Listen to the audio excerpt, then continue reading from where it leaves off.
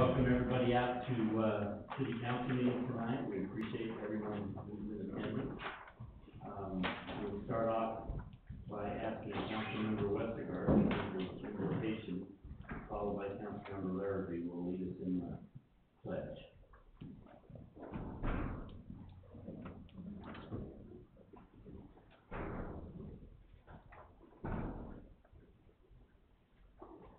Dear Heavenly Father, we are grateful to gather this evening as City Council and staff and residents here in our great city to be able to talk about concerns here and decisions that we can make to try to better our city.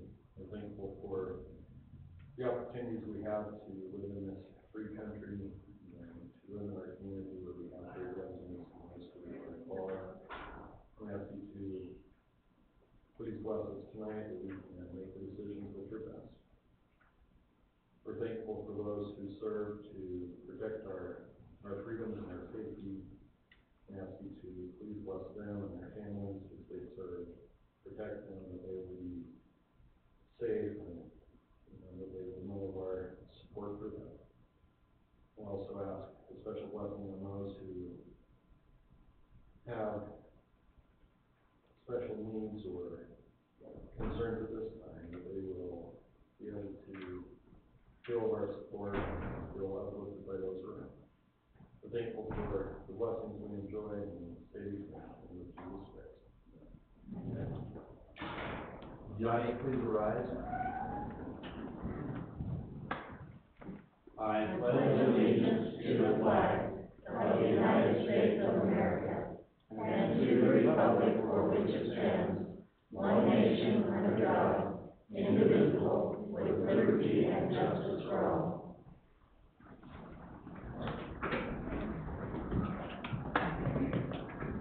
Thank you, Ryan. Thank you, Wally. Appreciate that. We'll now move to item number 2 on the agenda, from approval of the minutes of our last council meeting on February 19th. Call for a motion to approve. I move we approve the minutes as listed. Second. I'll second that. All in favor, Matt? Aye. Aye. Aye. Also, Okay, thank you. We have a vote. Okay, item number 3, the cash disbursements. We need to go over that with us. Annette? Yes, it's just approving, and we've looked at registered. Any questions about it? Anybody have any questions for Annette? Okay, I'll call for a motion then to approve the cash disbursement from February 16th to March 1st. so moved. Second. Second.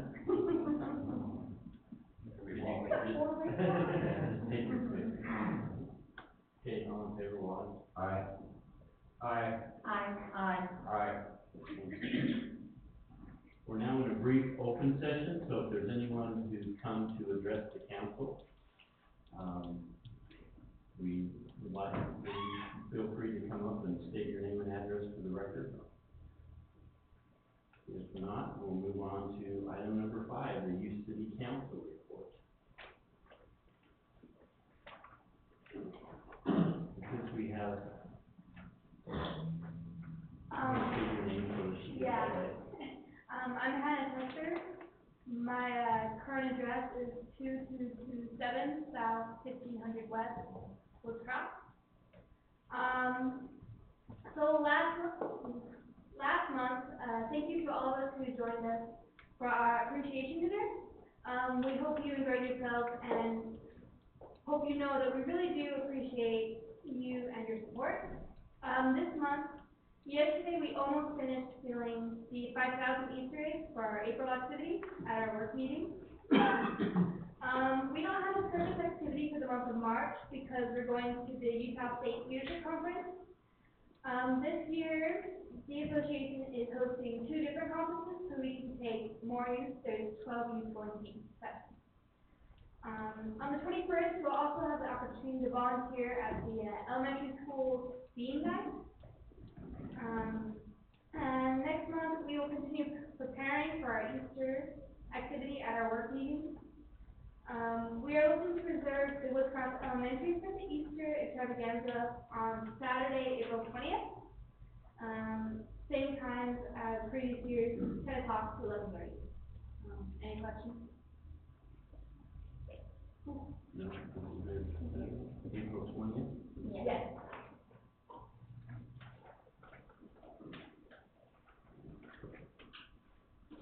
Okay, thank you. Anything to add? Any questions or anything? Okay, we really appreciate you guys, that, the recognition then was really nice, we really appreciate it, so thank you very much. Okay, item number 6 on the agenda is the Rural Water Recognition Award. I told Gary since, we needed to recognize him in our own city, not just in St. George, so, you were invited down to the Rural Water Convention last week, right? Yeah, it was great. It was great. And this was snow, right? Yeah, it was perfect. It was in the upper fifties, it was wonderful, and, I got a bonus, for the entertainment, they had a Johnny Cash impersonation. Awesome. I was so excited. Weren't you, Matt? It was good, I enjoyed it. I like a good Johnny. Yeah, I get all the other guys. So, anyway, Gary was, recognized, and I'm trying to, is this office person of the year? Office person, my daughter said, couldn't they come up with a better I know. title than that, but I guess I'm an office. You're an office specialist. Right. So, anyway, Gary, I'd like to just publicly award this to you here in the city. and Okay. Recognize you for your accomplishment in helping Scott and our water department do all that they do, so. Great. Thank you very Great. much. If you wanna, I'll I'll come around. Yeah, okay. Good. Thank you. Yeah. Chief? Yes, I will always be in the office. I'm standing down for somebody's. So always be a person. Yeah. And That makes me feel good. Thank you. Well, thank you for all your hard work. So, let's see, and Greg's not here. Now, Mark's probably gonna be closer to 7, so we could probably go down to item number 10. Okay. Oh, that's me, okay. So in your packet, starting on page 91 is an interlocal agreement. Probably not a very big surprise to all of you because you are elected officials, but Davis County runs an entirely Boca Mill program that, we use their services. And Boca Mill makes it sound really easy, but there's a lot involved from voting equipment to training people and all of the things to do with it. And I can go into details if you'd like. But in consideration of your time and what you probably already know, they kind of proposed an interlocal agreement. It came with cost scheduling, and it kind of depends on if we have a primary, if that is required or not. So they can't everything at this price, but they're good at what they do. And what do you consider approving that interlocal agreement? Will we still have, oh, sorry, No, but will we still have a voting?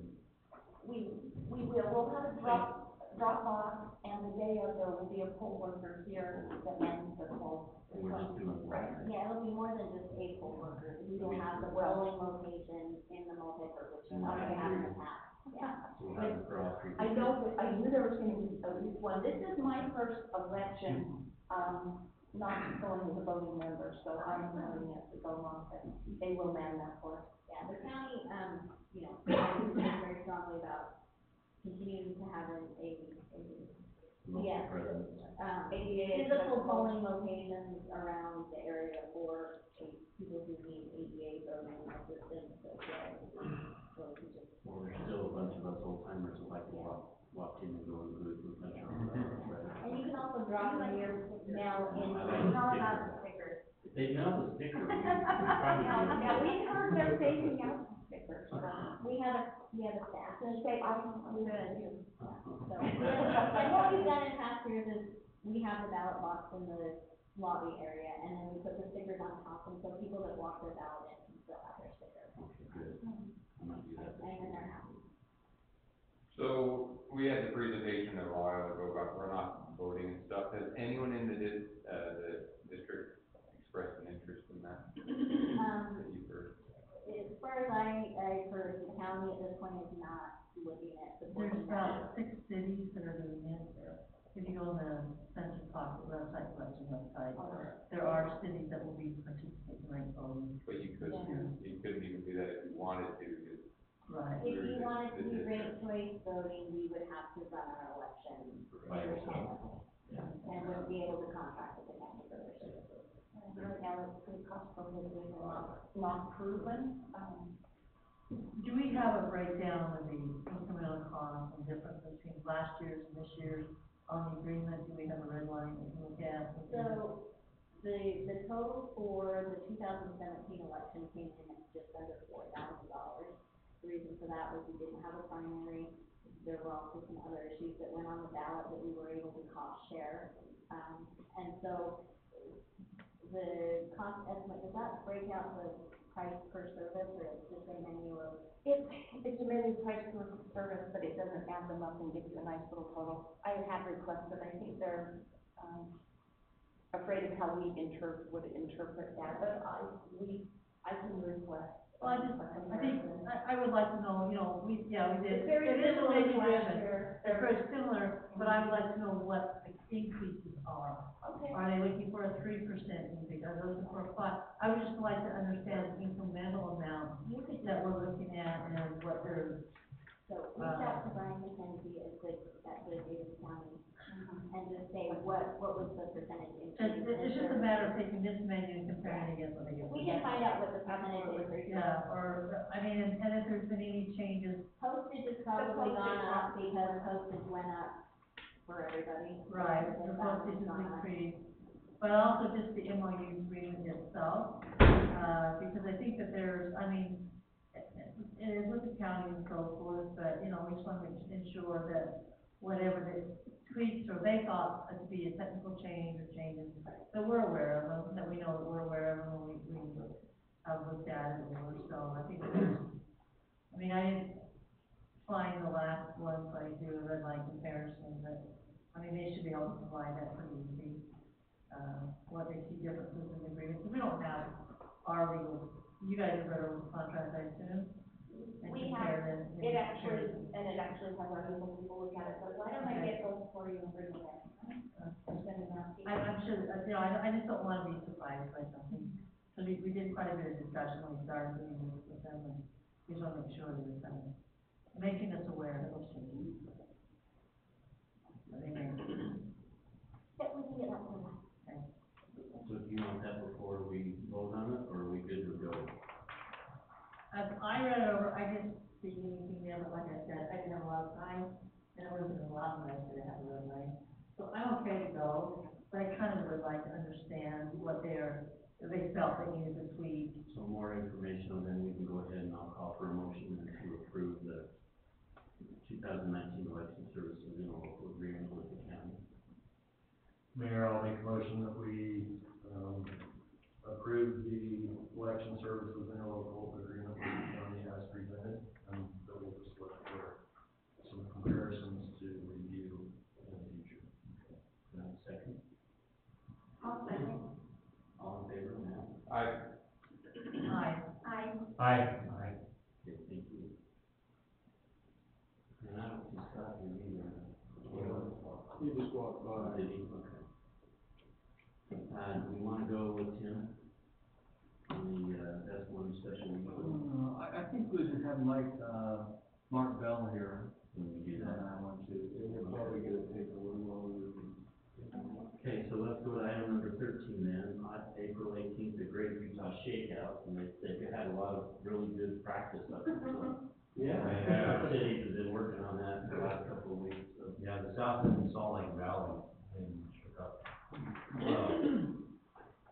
Bluffdale City, experienced quite a bit over the last few weeks. And, on April 18th, which is a Thursday, the state, as it has for several several years, I think it's 11 years going now, has drawn attention to this shakeout so that citizens and, businesses and governments can focus on that and become more emergency minded and prepared in the event that the big one does come. So I would propose that, maybe starting the first week of April, it become an item on our leaderboard, and maybe include something on the bills going out for April, just to kind of keep people, encourage them to go and register. The website's incredibly useful with all the information there on family preparedness and sending to our kids and the like. So that's all I have on the shakeout. And you want to do the next one? Any questions for him on that? Do you know that website off the top of your head? I do not, but if you just Google shakeout. www.shakerockandroll. BeReady.utah.gov. Yeah. Be ready, that's what And then I think we've got a flyer in the packet that you may have seen on a presentation being offered and organized by one of our districts on the Citizen Corps on sanitation and preventing disease during an emergency.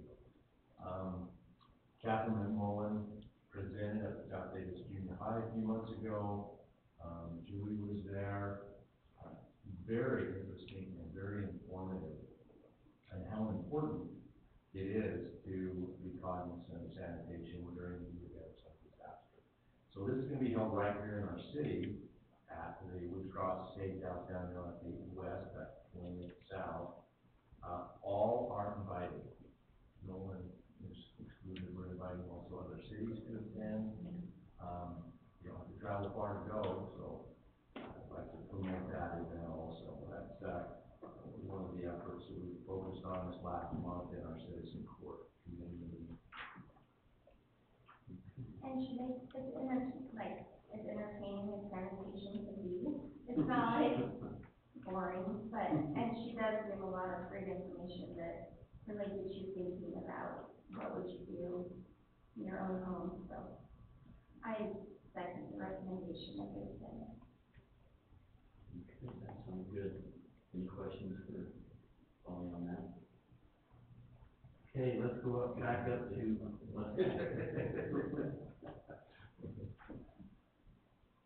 let's go back up to item number 11, Scott. Consideration to set the spring cleanup schedule, and we'll just move through your next thing as well. What we got there? So, as you can see in your packet, I gave you a memo that we would recommend setting the spring cleanup dates for April 6th through the 13th. The 6th and the 13th will be at the shops. People can take them. We're going to utilize the old facility, so let's grab an advertising thing. And then we would pick up the debris on Tuesday, Wednesday, Thursday, and Friday, the same as garbage days during that week for the spring. In the fall, we would just limit it to bringing it to the facility. You're just looking for green waste in the facility, right, or not? No, in the fall, we take anything. Okay. Even in the spring, we'll take everything. We don't take green waste. We will not take green waste. That's the one. That'll be curbside and or they just take it to the landfill. Yeah. So when we do advertise that in the flyer and stuff, we need to make sure that we get that at the old city shop. I read that and didn't know if you're working out of the old shop, I didn't know. I don't know that anyone knows where he moved except a few people, so. I think we're I out. think I think it's more, we're, they know we've been the building one. senior lunch bunch knows, so. Everybody knows. Everybody knows. Just throw the address and just the old city shop or something. Can you make sure that Martin gets that in the newsletter? I work with Sunday. Okay.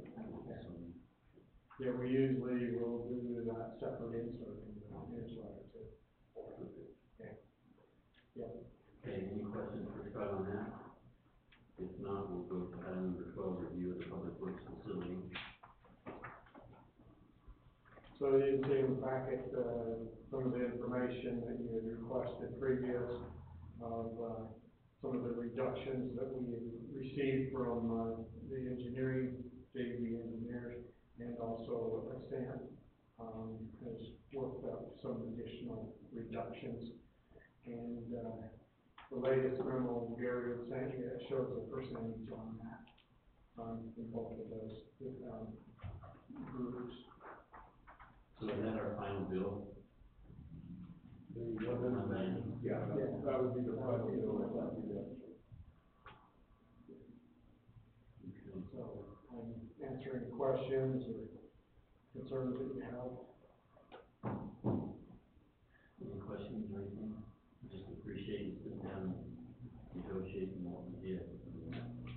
Well, It was a drop in the bucket, but it still, I wish we could have negotiated more, but that's kind of where we ended up. So, I don't really have a question or anything for them, but, I'm still pretty unsatisfied. but, yeah, we had some very strong discussions. Well, I hope they know that, at least my view would be that if they ask for a reference, they wouldn't get a great reference from us. Yeah. I think they know that. Well, and also, you know, we have that guideline that says we have to accept the lowest bids on future, you know, on projects, and I hope that in the future we'll be able to take this into consideration, realize that it is possible that they do a bait and switch on their bidding and get the lowest bid and then come back in. Well, the problem with this one was it wasn't the lowest bid, this was Okay. a totally different process. Where instead of it being a set price, it was, we awarded the bid to the contractor, and then the price kind of gets developed as the project develops. Okay. But you're supposed to kind of know what that's gonna be in advance, but because this took so long, I mean, twice as long as it was supposed to, it really got inflated. Yeah, My vote would be, we don't use the same process in the future. I would agree. So I just, after the meeting where, you know, I'm a pretty calm person most of the time. Yeah, you I kind of lit into them. I'm sure that probably came across on the phone. But after the meeting, sometime that next week, I had a resident who was here, pulled me aside and said, you know, I felt like standing up and saying, hallelujah and hell yeah. Because he said, you know, you're on the council to represent us as residents. And he said, I was so mad that they're back in here asking for all that money. And he said, so thank you for standing up for us and for not just accepting it for what they came and said. Because really, that's why we're here, is to watch out for our residents. So, yeah, I appreciate that. Yeah. I just find it interesting, they contradicted themselves on saying, oh, it's because the cost of products went up, and he's like, no, it didn't go up, and I'm like, which one is it? Like, either it did or it didn't, so, at least we got it down a little. Yeah. I guess we'll lick our wounds and we learn our lesson on that one. They're still spending money, quite a bit of effort out there, besides finding. Did we get internet down yet? No, we're waiting on the other issue on that. So, We'll get there. I think that it's important, you know, it was a new process. We probably went a bit naive, I think, rather than to say, okay, you know, I think we need to also look maybe at our processes and say, okay, and I don't wanna be overreactive, but I think we need to protect ourselves by, you know, whatever changes we need to make in our procurement processes. Are we gonna have another project? Yes, we'll have a few, but, you know, we ought to maybe take a look at our own procurement processes.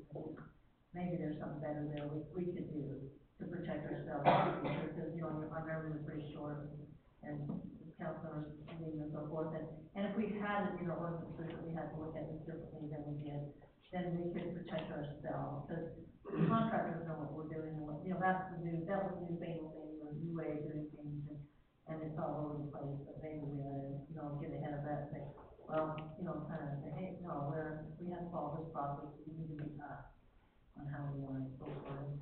And I don't know, I don't have an answer for that, other than, you know, I'm sure you've got plenty of extra time to sit down and figure out, you know, maybe we can tweak an ordinance here and there to try to run policy and look at that, but maybe somewhere down the line, we could, so we did change the policy, we would have to take the lowest bills, we could do some sort of ranking and rating, and so, I don't know, if you guys miss this process, maybe there's something we can do, maybe remind us down the road, or something better.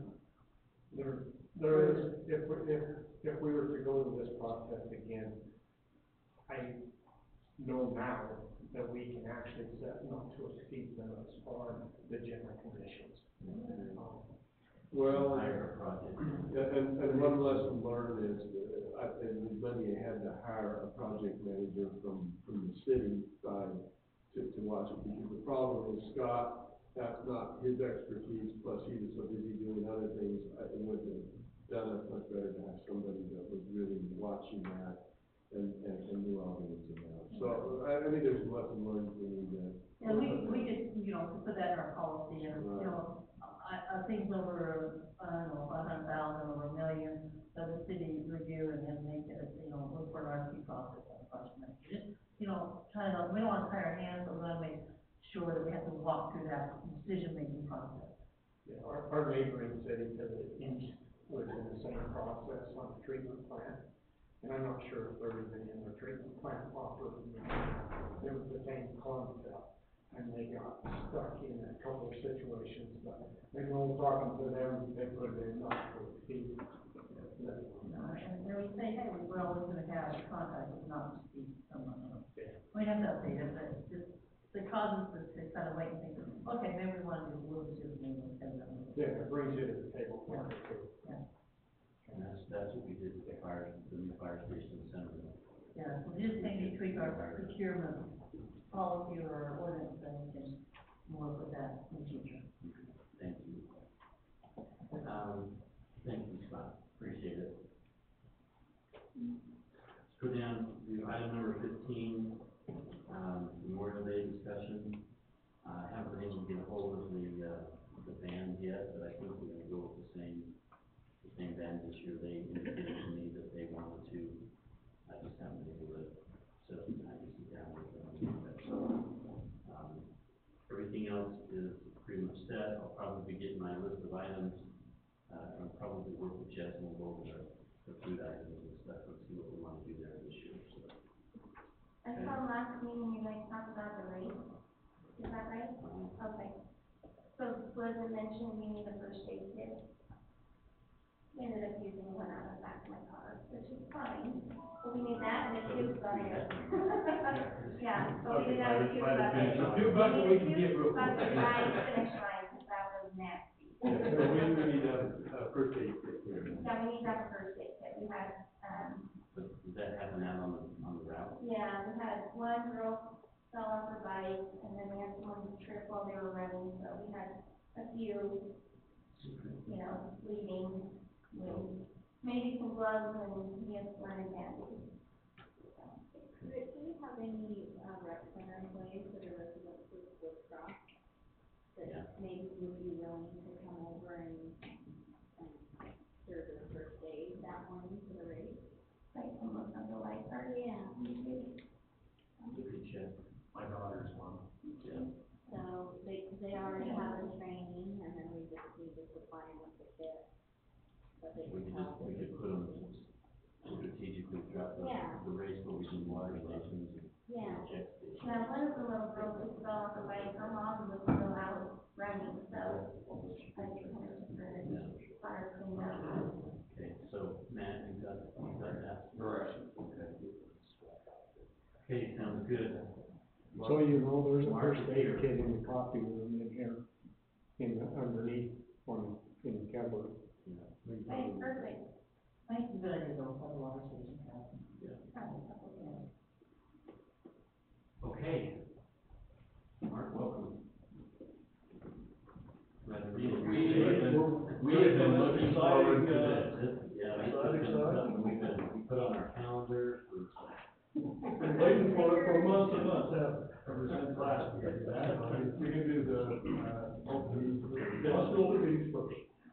items on the agenda. One is open meetings training, which is required by the statute.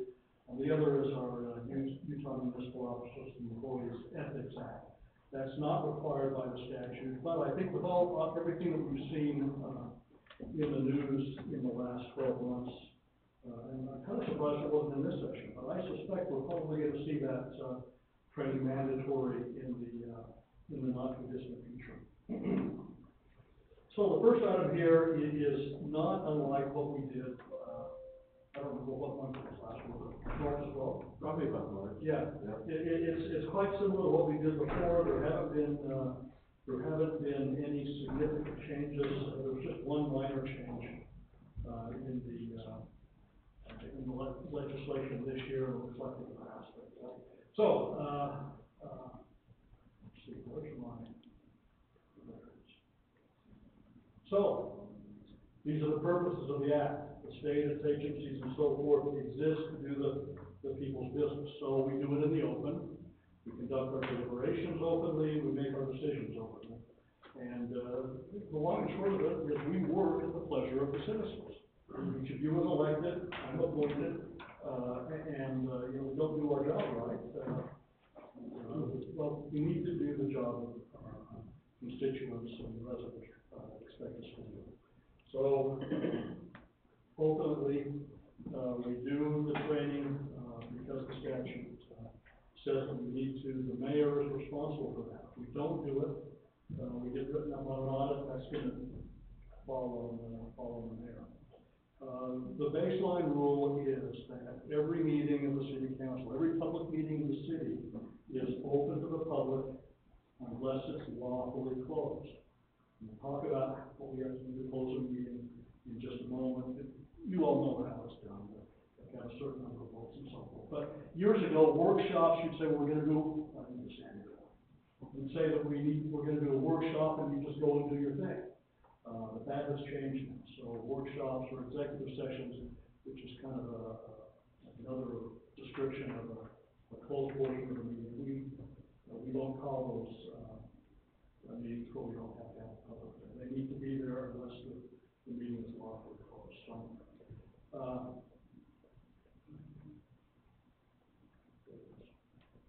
in order to have a meeting, we have to have a quorum of the council. That's a simple majority, so 3 out of 5.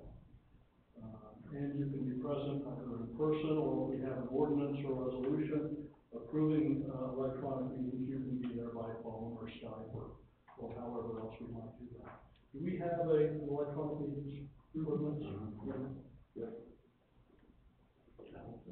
We've done it.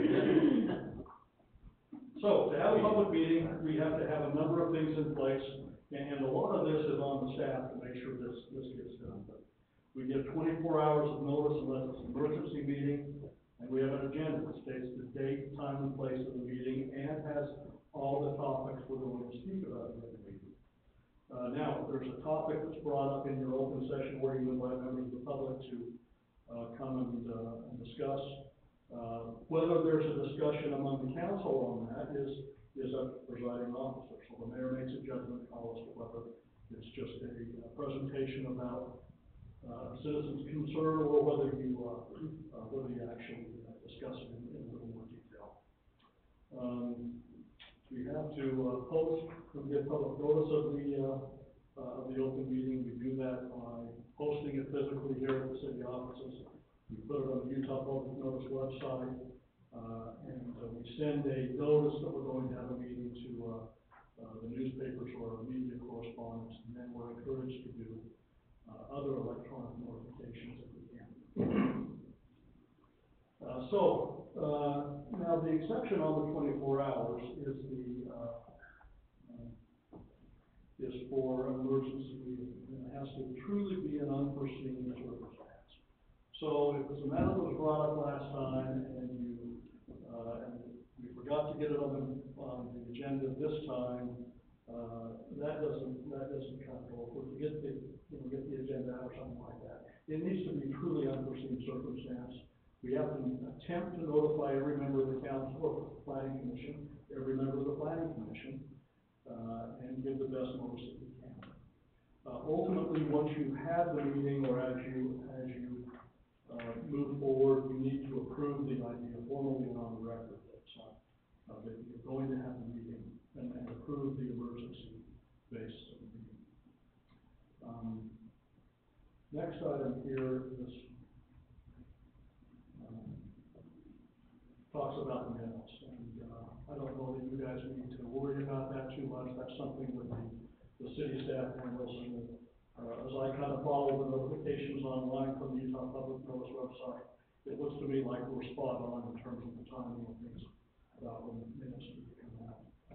Now, we have to maintain a recording of every meeting, and that would be a complete and unedited recording of the meeting from when we begin until when we end. The only time we don't record a meeting is if we're in a closed session and we're discussing the character, competence, mental and physical health of somebody, or if we're talking about the deployment of security measures. Otherwise, every meeting is recorded. Now, in those exceptions, the mayor is required to prepare and sign an affidavit saying, this is what we did, and we didn't discuss anything other than what was approved. So in the circumstances that we went to closed session and we discussed legal matters, does that have to be recorded, or is that Yes. because we're in closed session and we don't have to? You do need to report it. Now, the notable thing is, and this is just kind of a practical thing, we need to make sure that the discussion in the closed portion of the meeting is not on the same file, electronic file, that the open meeting portion is. We should record that. So how does that work when we just stop and start the recorder? Do we have two separate recorders? And then we tag them as city council or closed city council or RDA.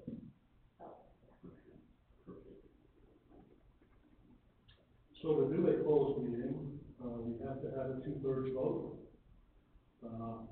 And the 2/3, really means, kind of a supermajority the way the math works out. So 4 out of the 5, or 3 out of 4, 2 out of 3, to get into the meeting. You have to meet the subject matter requirements of the closed meeting, and you need to publicly announce and record the reasons for the closed meeting, and each member's vote, either in favor or against going into the closed meeting. Now, the purposes of the closed meeting are what we see here. And these aren't anything new from what we talked about last year. When we discuss the professional competence, physical, mental health, or character of somebody, we can do that in a closed meeting. Strategy sessions involving litigation, involving collective bargaining, we don't have so much of that here in Utah, or about the purchase or sale of real estate, we can do in a closed meeting. The purchase and sale of real estate, we have to make sure we announce, make public offer given, asking, consummate the transaction. You can also talk about the deployment of security measures in a closed meeting. If we have investigative proceedings that are being talked about, criminal conduct or something, we close the meeting for that. And if we have a procurement process we're going through, in the deliberation portion, if you have a request for proposals and you're looking at those items and meet other requirements, you can do those in the closed meeting. And if you have a request in your procurement process indicating that there are trade secrets involved or something, you can conduct your business in closed session for that as well. Something that was new a few years ago, it's been more than a few now, but in the past when you would have a vacancy on a council or a vacancy on a planning commission, when we discussed the character or competence of that individual, an elected or appointed office, we would go, the elected office is what that applies to. When you're talking about an elected position, you have to have that discussion in an open meeting, even if you're talking about that person's character, professional competence, and health, and so forth.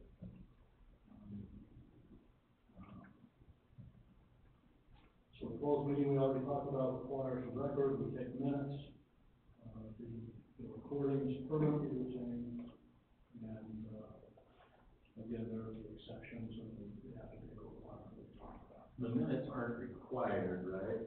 No. You can take them, but if you do take them, then If you do take them, they're the quote-unquote official record of the meeting, but I think as a practical matter, if we were to get before, the judge on it, he'd want to hear what was actually said, and want to know if, what's in the minutes is consistent with what was actually said.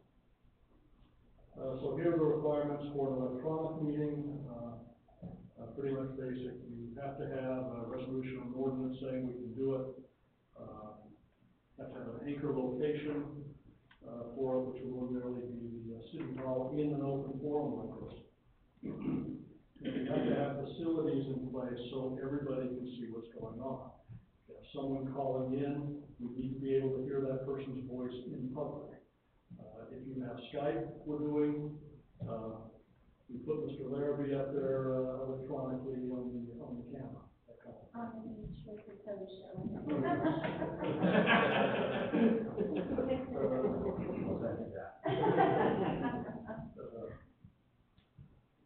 Next item is just quickly about electronic messaging. This is an area that is important.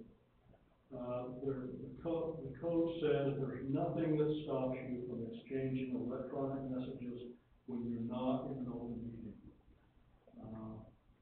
So feel free to do that. However, I would just, it's not expressly illegal now, but I would caution you against having a dialogue in that electronic meeting, or that electronic message that starts to act like and sound like a meeting.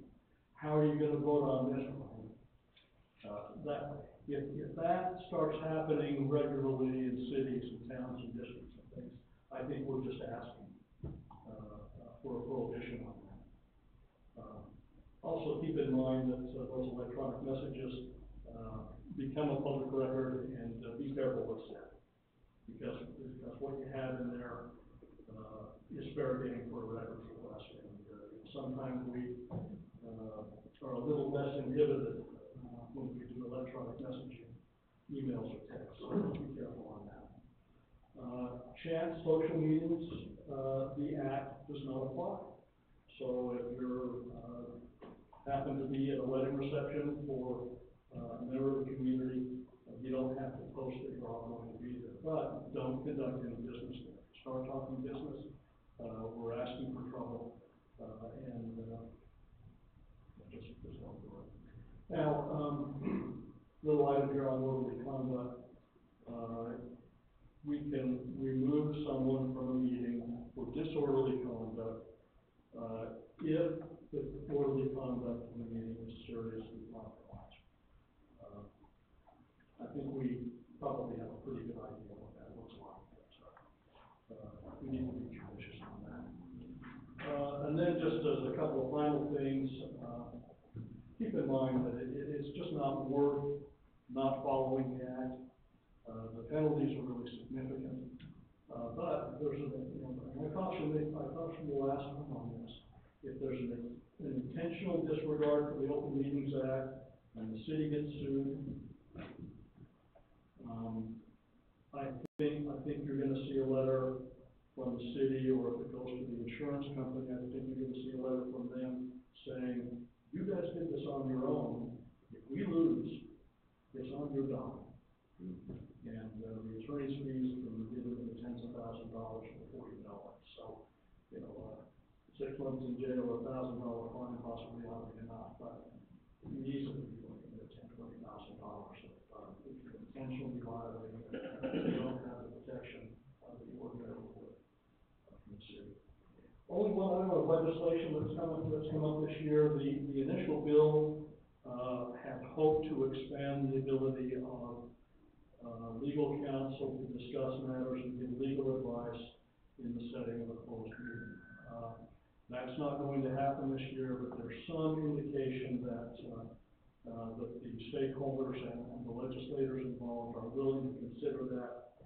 It will be discussed in the interim sessions between now and next year and probably come up again. There is a new portion, that will come in, and this primarily relates, as I understand it, to the education community. If we have a draft audit report that comes to an agency, and the audit report, deals, or requires the public body's response, there may be some protections there if it passes. So we may be able to discuss that audit report, in the context, in the meeting, so we'll see if that passes or not. Anyway, that's all I had for the open meeting. Any questions at all on that? Yes, Mr. Chair. If that would have gone through, when you're saying that we can't get legal advice, there's a chance that we would ask you for advice, you would be part of those closed meetings. I mean, we've done that in the past. Right. Is that saying we shouldn't have done that? You needed to be part of those discussions. Well, it depends on what you're talking about.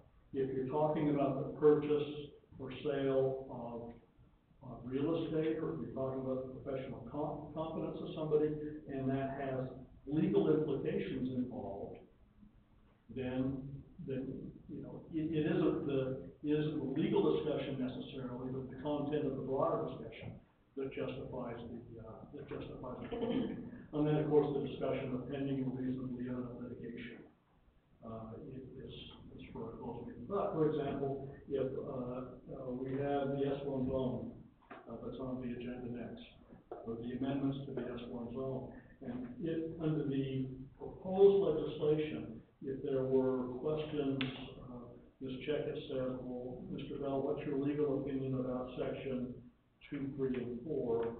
If there are sensitive issues involved there, we could adjourn and go into an executive session and or agenda, to generally, to have that. So that's kind of the context of where that might come up and be allowed, if the bill passes. The way the parties are kind of lining up on this is the Media Coalition is still against that. But as I understand it, legal counsel for the Media Coalition sees the necessity for it.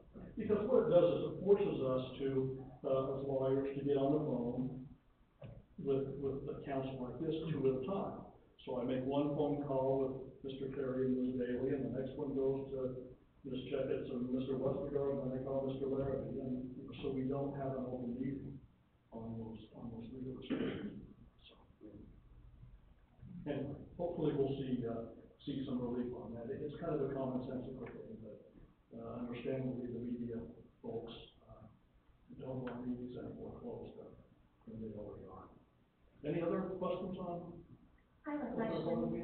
On the closed meeting, it's come up in the past, and hopefully we're past all of it, but, like, when discussing an individual character, are we allowed to discuss multiple people? We don't, or do we have to have a closed session for one party involved and then come out and then go back in and discuss another? We can discuss. No, it's the character, competence, health of an individual. But I think as a practical matter, that can be multiple individuals if you're dealing with, If we're dealing with an issue like that, okay, so, because that's come up, and, you know, we've had a question about that in the past, so I just wanted to get your clarification on that we can discuss, you know, if multiple parties are involved or whatever. Yeah. Okay, thank you. Anything else? Let's talk about ethics. So, we have the Municipal Officers and Employees Ethics Act that governs the city. These are the minimum standards, for ethics in municipal government. The word ethics comes from the Greek word ethos, which means the science of morals. I'm not going to try to define what that is, but that's where it comes from. Here's a good definition that I found. A set of moral principles, especially ones relating to or affirming a specified group or people, such as a council with the operation of a city government, or a form of conduct. Now, in the state of Utah, we have 3 ethics acts that govern public employees. We have the Municipal Officers and Employees Ethics Act that governs us.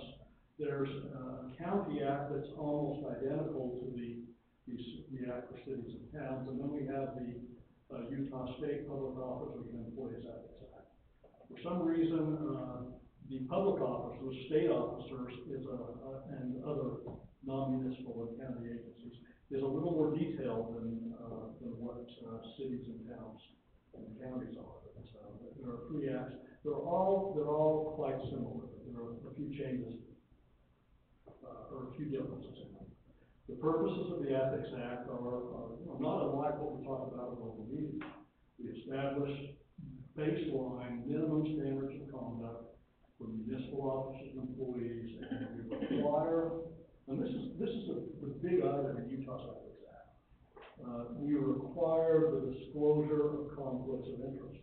And you'll see as we discuss this in a few minutes, you can have clear conflicts, but as long as they're disclosed, the minimum standards of the act are, as long as you disclose them and get them out there in the open, you can go ahead with the process. Now, does that mean it's right? Not necessarily. These are the minimum standards, and some agencies have adopted standards that are a little more rigorous than what we have in the code.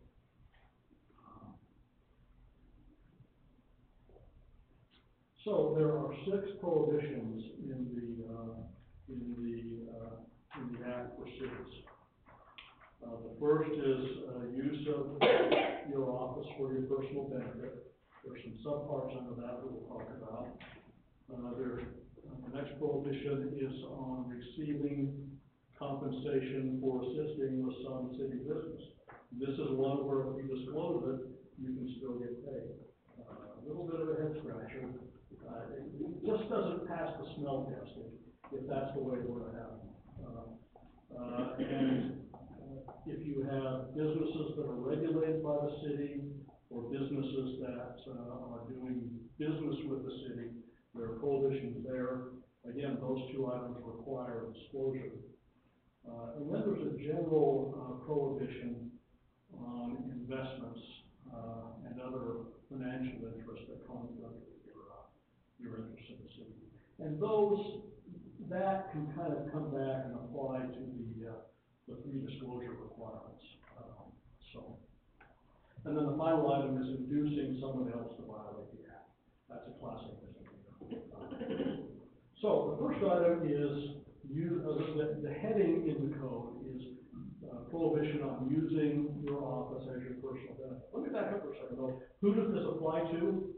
It applies to every elected and appointed officer and every employee of the city.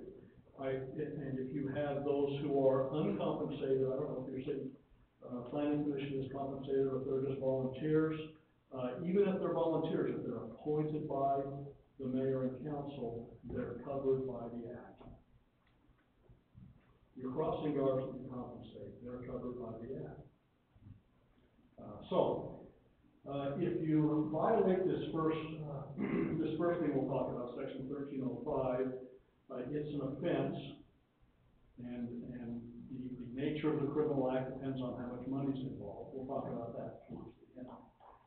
It can result in your dismissal or removal, or an employee's dismissal or removal. And then finally, if we get our hands caught doing this, not only do you get fired, but the city gets to keep the benefit of whatever service you may have provided without paying for it. So that's those are the baseline kind of penalties involved in that first section. So the first subsection under this personal benefit section is you are prohibited from disclosing or improperly using private, controlled, or protected information is defined on ground. So the classic example would be that in the context of your work on the city council, or in the context of the work in the utilities department, we find out that there's going to be a new development on a particular corner in the city, and the other corner happens to be for sale. And that is not public information because we've discussed it in a closed meeting because it involves the purchase and sale of real estate or something like that. And you run out and buy the property, there's a problem there. Or if you tell your brother-in-law about it, and he runs out and buys the property, that's a violation of the act.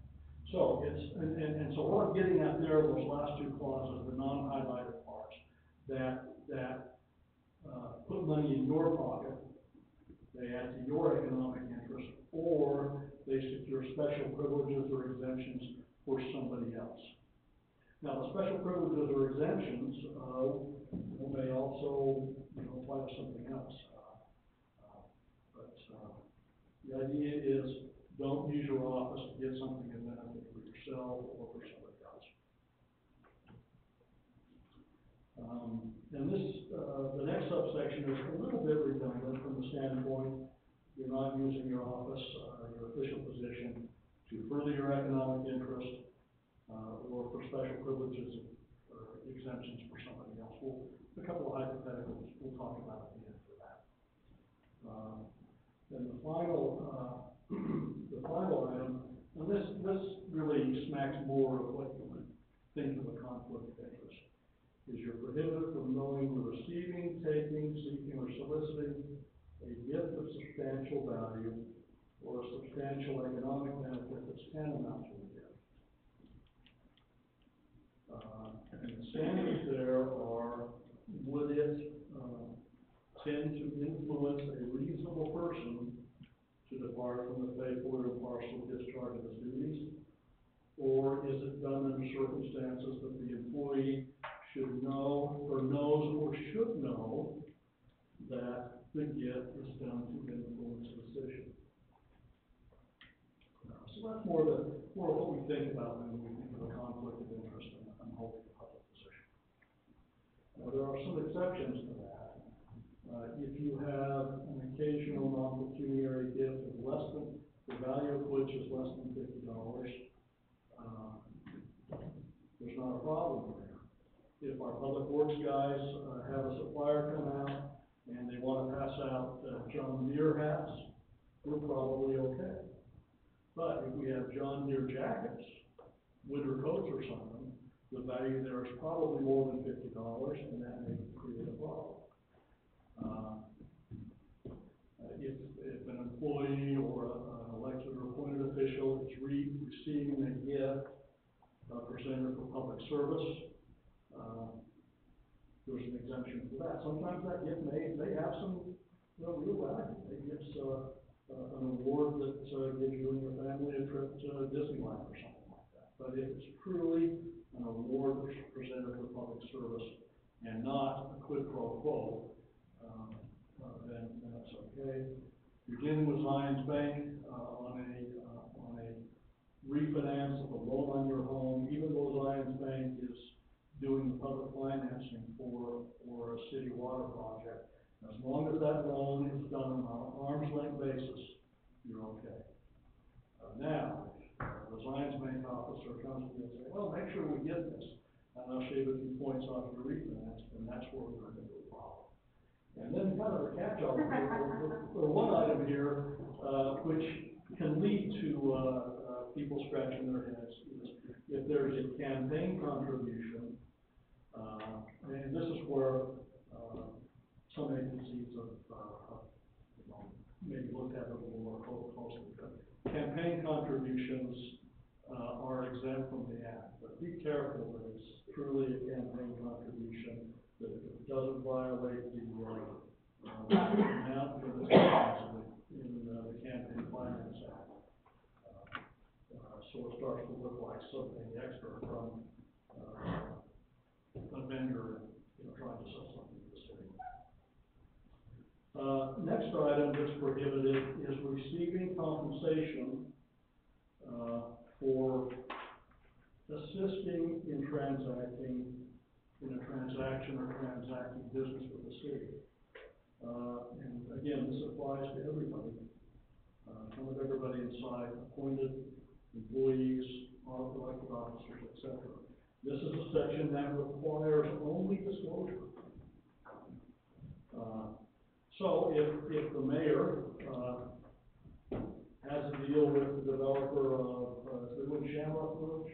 Yeah. to assist them in shepherding it through, technically under the act, all he's gotta do is come in with the requisite time period ahead of time. It's 10 days before you sign a contract or before you receive any money. That's where people get in trouble on this thing. Because you've gotta do it well in advance of anything being formalized. And it gets published and, but technically, as long as that public disclosure is made, it can be done. Now, you know, it raises questions about, you know, is there something else going on here? You know, there's a bribe for the mayor to make sure that, the skids are greased for the planning commission, things like that. Maybe other problems on that, but technically, providing assistance to somebody for business dealing or for transaction involving the city, might be okay. Penalties on this are, it's described as an offense. So the criminal penalties, would apply here. Bribery type issues, there's a reference in the code to the bribery section of the state code.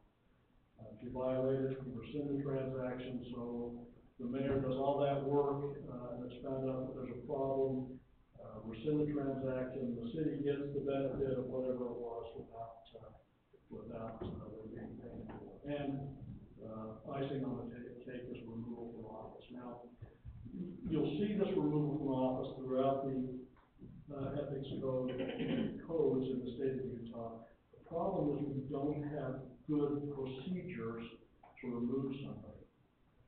You may recall coming out of Utah County last year, or maybe the year before, there was a county commissioner that was accused of sexual harassment.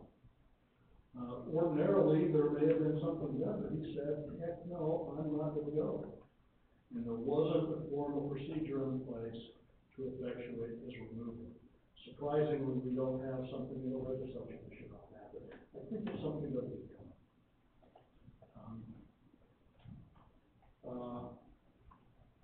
So the rule is it's an offense for an elected or appointed officer or employee to receive or agree to receive money for assisting in a transaction involving the city unless you file a sworn statement. If you're elected or appointed, it has to be filed with the mayor. If you're an employee, it has to be filed with your supervisor and with anybody who's involved in making the decision. Context of the disclosure, you'll see listed there, the name and address of everybody involved, description of the transaction, the nature of the service to be performed, and I think implicit in that is the amount of money that's going to change hands. The timing is critical on this. You have to file it 10 days before there's any agreement entered, or 10 days before there's receipt of any money. So, that's kind of what that's made of. Now,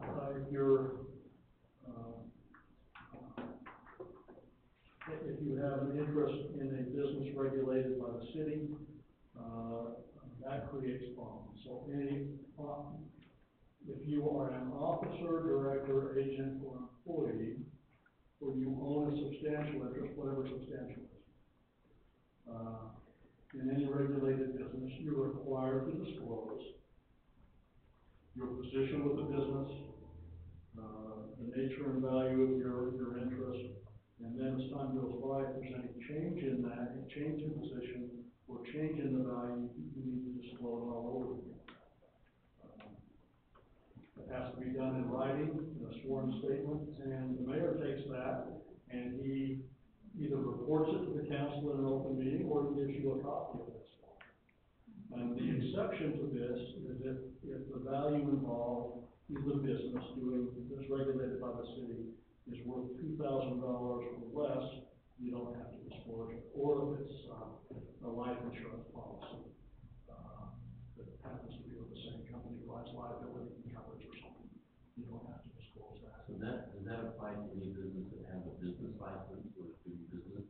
Would that be any business that's regulated by the city.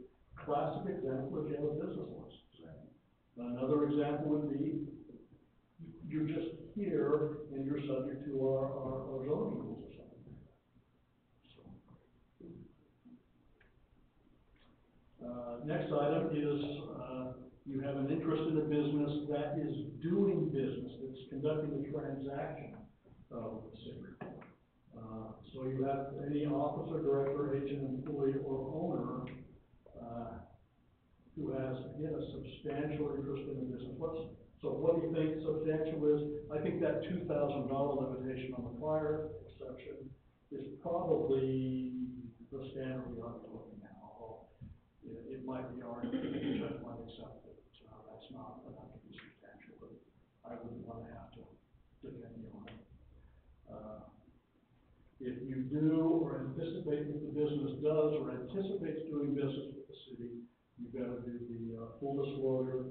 The disclosure goes in the minutes, filed with the mayor, and again, the mayor either reports it in an open meeting or gives members of the council a copy of the disclosure. Mark, I have a question. Yes. How long are those disclosures kept on file? Like, so an example, which is, are you okay if I ask? Oh, absolutely. I was gonna wait till the end, but this is exactly where my question is. So before I was elected, the police department was using our auto repair shop to do some repairs on the taxi that was used for the CPA. Mm-hmm. Since I've been elected, they haven't been using it, but if they wanted to use him, I would need to put in this disclosure, correct? Right. And And if you were an owner, officer, director. I'm an owner of the company, I'm not there, I mean, Yeah. I'm only owning because I get women in finance. Is the business here in Woods Cross? It's in Oh, Bountiful, okay, so it's but not- we do it's have not a property, regulated business. well, we have property in Woods Cross that eventually we do wanna build a shop on. So once you're here, you're a regulated business and potentially doing business with the city. You would just do a baseline disclosure. Okay, and then how long would that disclosure last? Like, would I need to submit it every year, or would it be every time I'm, if I'm reelected and appointed again, like, how long do we keep those? I think for an elected position, I think it's wise, certainly every time you're elected. A lot of agencies require, elected officials to do it once a year. A lot require employees to look at it and do it once a year. But the standard in the code is that you do it when you first know about it, and then you update it if there's any change in your position, or if there's any increase in the value of your interest. Okay, Now, how long the city retains that record would be based on its, document retention policies. So if it's a 10-year policy, that's how long it would be. But I think you also would want to disclose that if they decided that they did want to use your husband's shop again, even though it's outside of the city and it's regulated, but Right. it's a business It's relationship still a between business. your company and the city. right, and that's where I wanted to make sure, like, I have a form, because I took the ethics class at the Utah League of Cities and Towns in September, and that's when, and they told me about it, so I had a document, and then we had the chief leave, and now we have a new chief. So, I haven't done anything with that document yet, but since it's being brought up, I wanted to ask you for clarification, because, as far as I know, it's never been more than a few $100, being in fixing, but that was before I was appointed. But for your protection, Right, even if it's only No, $50, that's probably that's why not a I'm bringing it substantial up. interest. is I will bring that disclosure, because I don't even know, do we still have the taxes? Okay, because I know it's, like, the odometer doesn't work and the gas gauge, like, there's things that Cole was aware of, and he knows how to fix them, because he's the one who diagnosed it. So I will put it on record, as you all, that we're supposed to, if you do decide, to ever have. And the standard there is, while you're not doing business with the city, it might be reasonable to say we anticipate at some point doing business with the city. And, yeah, okay, So, and word wise, if there's any possibility, put it on a disclosure form. Now, Jessica sent me a form, and I've made a few revisions, and I'll have copies of a draft that I'll give each of you, and we can look at. okay, perfect. And, we'll work that over, maybe a policy amendment we may wanna think about, involving, spouses or domestic partners, and include that in our policies beyond what's required of the code. Just, you know, in the exact situation you're talking about here. Yeah, yeah, that's what I was wondering, because I'm not there, you know, I just spend the money.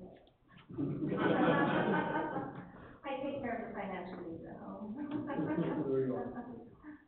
Okay, so, On financial needs. Yes, but keep in mind, and the employee should be aware of this as well, these records and these disclosures become a public record. If someone comes in and wants a copy of every disclosure from every employee, it's a public record and it's subject to grant. Now, this is kind of a catch-all from the ethics code. And this was the first provision that was ever enacted.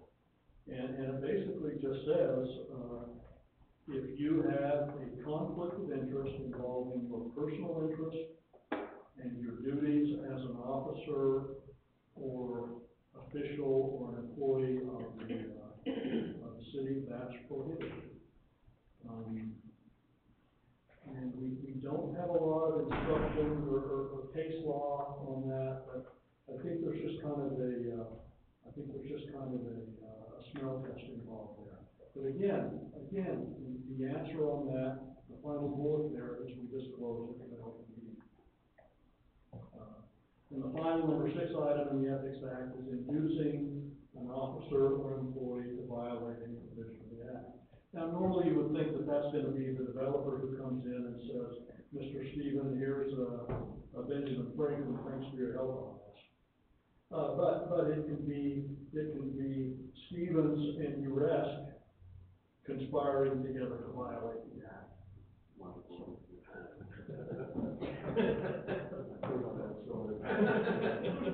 It's a classic misdemeanor. You're in jail, $2,500 fine. So, criminal penalties for all these things that we talked about, this is, you know, kind of my same old song, it's just not worth it. If it's worth $1,000 or more than $1,000, it's a second-degree felony. That's a pretty serious offense. A year to 15 years in prison, $10,000 fine. If it's worth between $250 and $1,000, it's still a felony, it's a third-degree felony. And then, you know, you get, it's the Class A misdemeanor, if it's only more than $100, up to $250, and then Class B, if it's less than $100. So the penalties are disproportionate with the value of the violation. It's meant to be that way. Yeah, it's designed to be that way. If we got into a tussle about it, the standard of proof is kind of difficult. Have to show that the employee knowingly or intentionally violates the Act. But I wouldn't want to be the employee who said, oh, I didn't know. Particularly after we've done training on it. And that employee shall be dismissed from employment or removed from office. Again, we have a problem on removal of elected officials, but employees is pretty straightforward. So do we have this training for all of our employees on a yearly basis? We haven't, it's something that I'd like to incorporate. Great way to do that is bring everybody in for lunch and put it up on the PowerPoint and talk about it. So let's talk about a few hypotheticals. We don't need to get all these, I know we've taken them. But for example, we're seeing a lot of agencies that are buying vehicles on the state contract, particularly kind of mid-grade pickup trucks. They buy them on the state contract and they sell them a year later, and they can sell them on the open market for about what they paid for the vehicle. I have a client that's tracking this, and the amount that they receive versus the amount they pay is within several $100s. Which is why we do it. Yes, it's a good program for cities, but the problem is, the hypothetical problem is, the city wants to sell the pickup, And you either sell it to a city employee, or you sell it to your neighbor.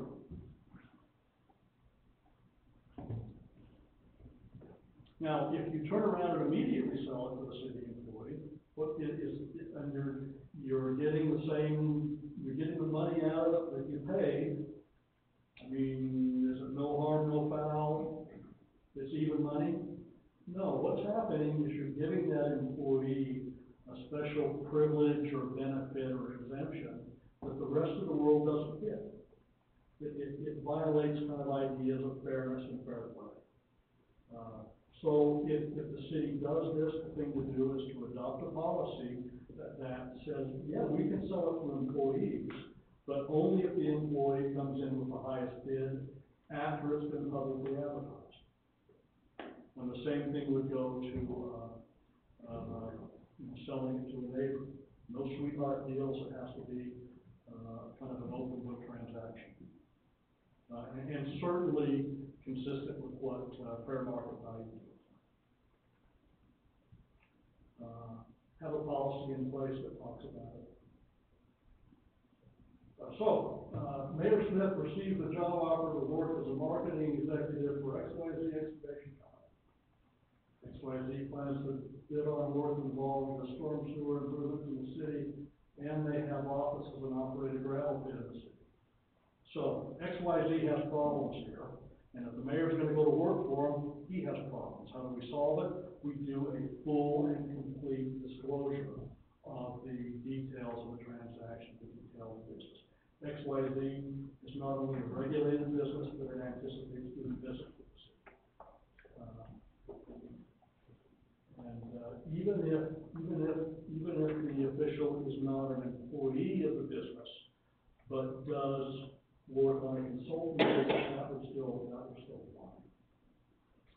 Next hypothetical, the bigger one this one here, is you're at a dinner in St. George, Utah League of Cities and Towns, and a vendor wants to take you to dinner at the nicest restaurant in town.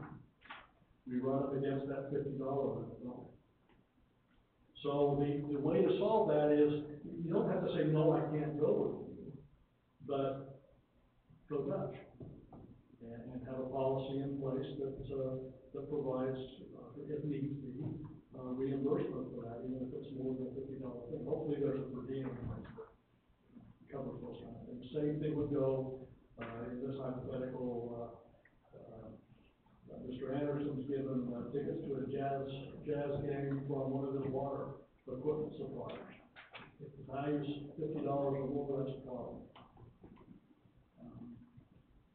One thing that was brought up in the league is that private businesses don't always understand that the laws are different for cities and public employees. And so it's not that they're, their intentions may be. Their intentions may absolutely be pure. Yeah, but, we have to be the ones to educate them and letting them know that, hey, the laws are a little bit different for us. Well, Scott has been an employee of the city for a long, long time, and he's established lots of relationships, as Director of Public Works and so forth. And those people are probably his friends. And they may have season tickets to the game and want to take them. It's incumbent on us to make sure that we're standing on the higher ground and abiding by the provisions of the law. So, are there any other questions about it? There are a few more hypotheticals there that I think we've kind of covered the highlights. And, I think we're good, we appreciate that.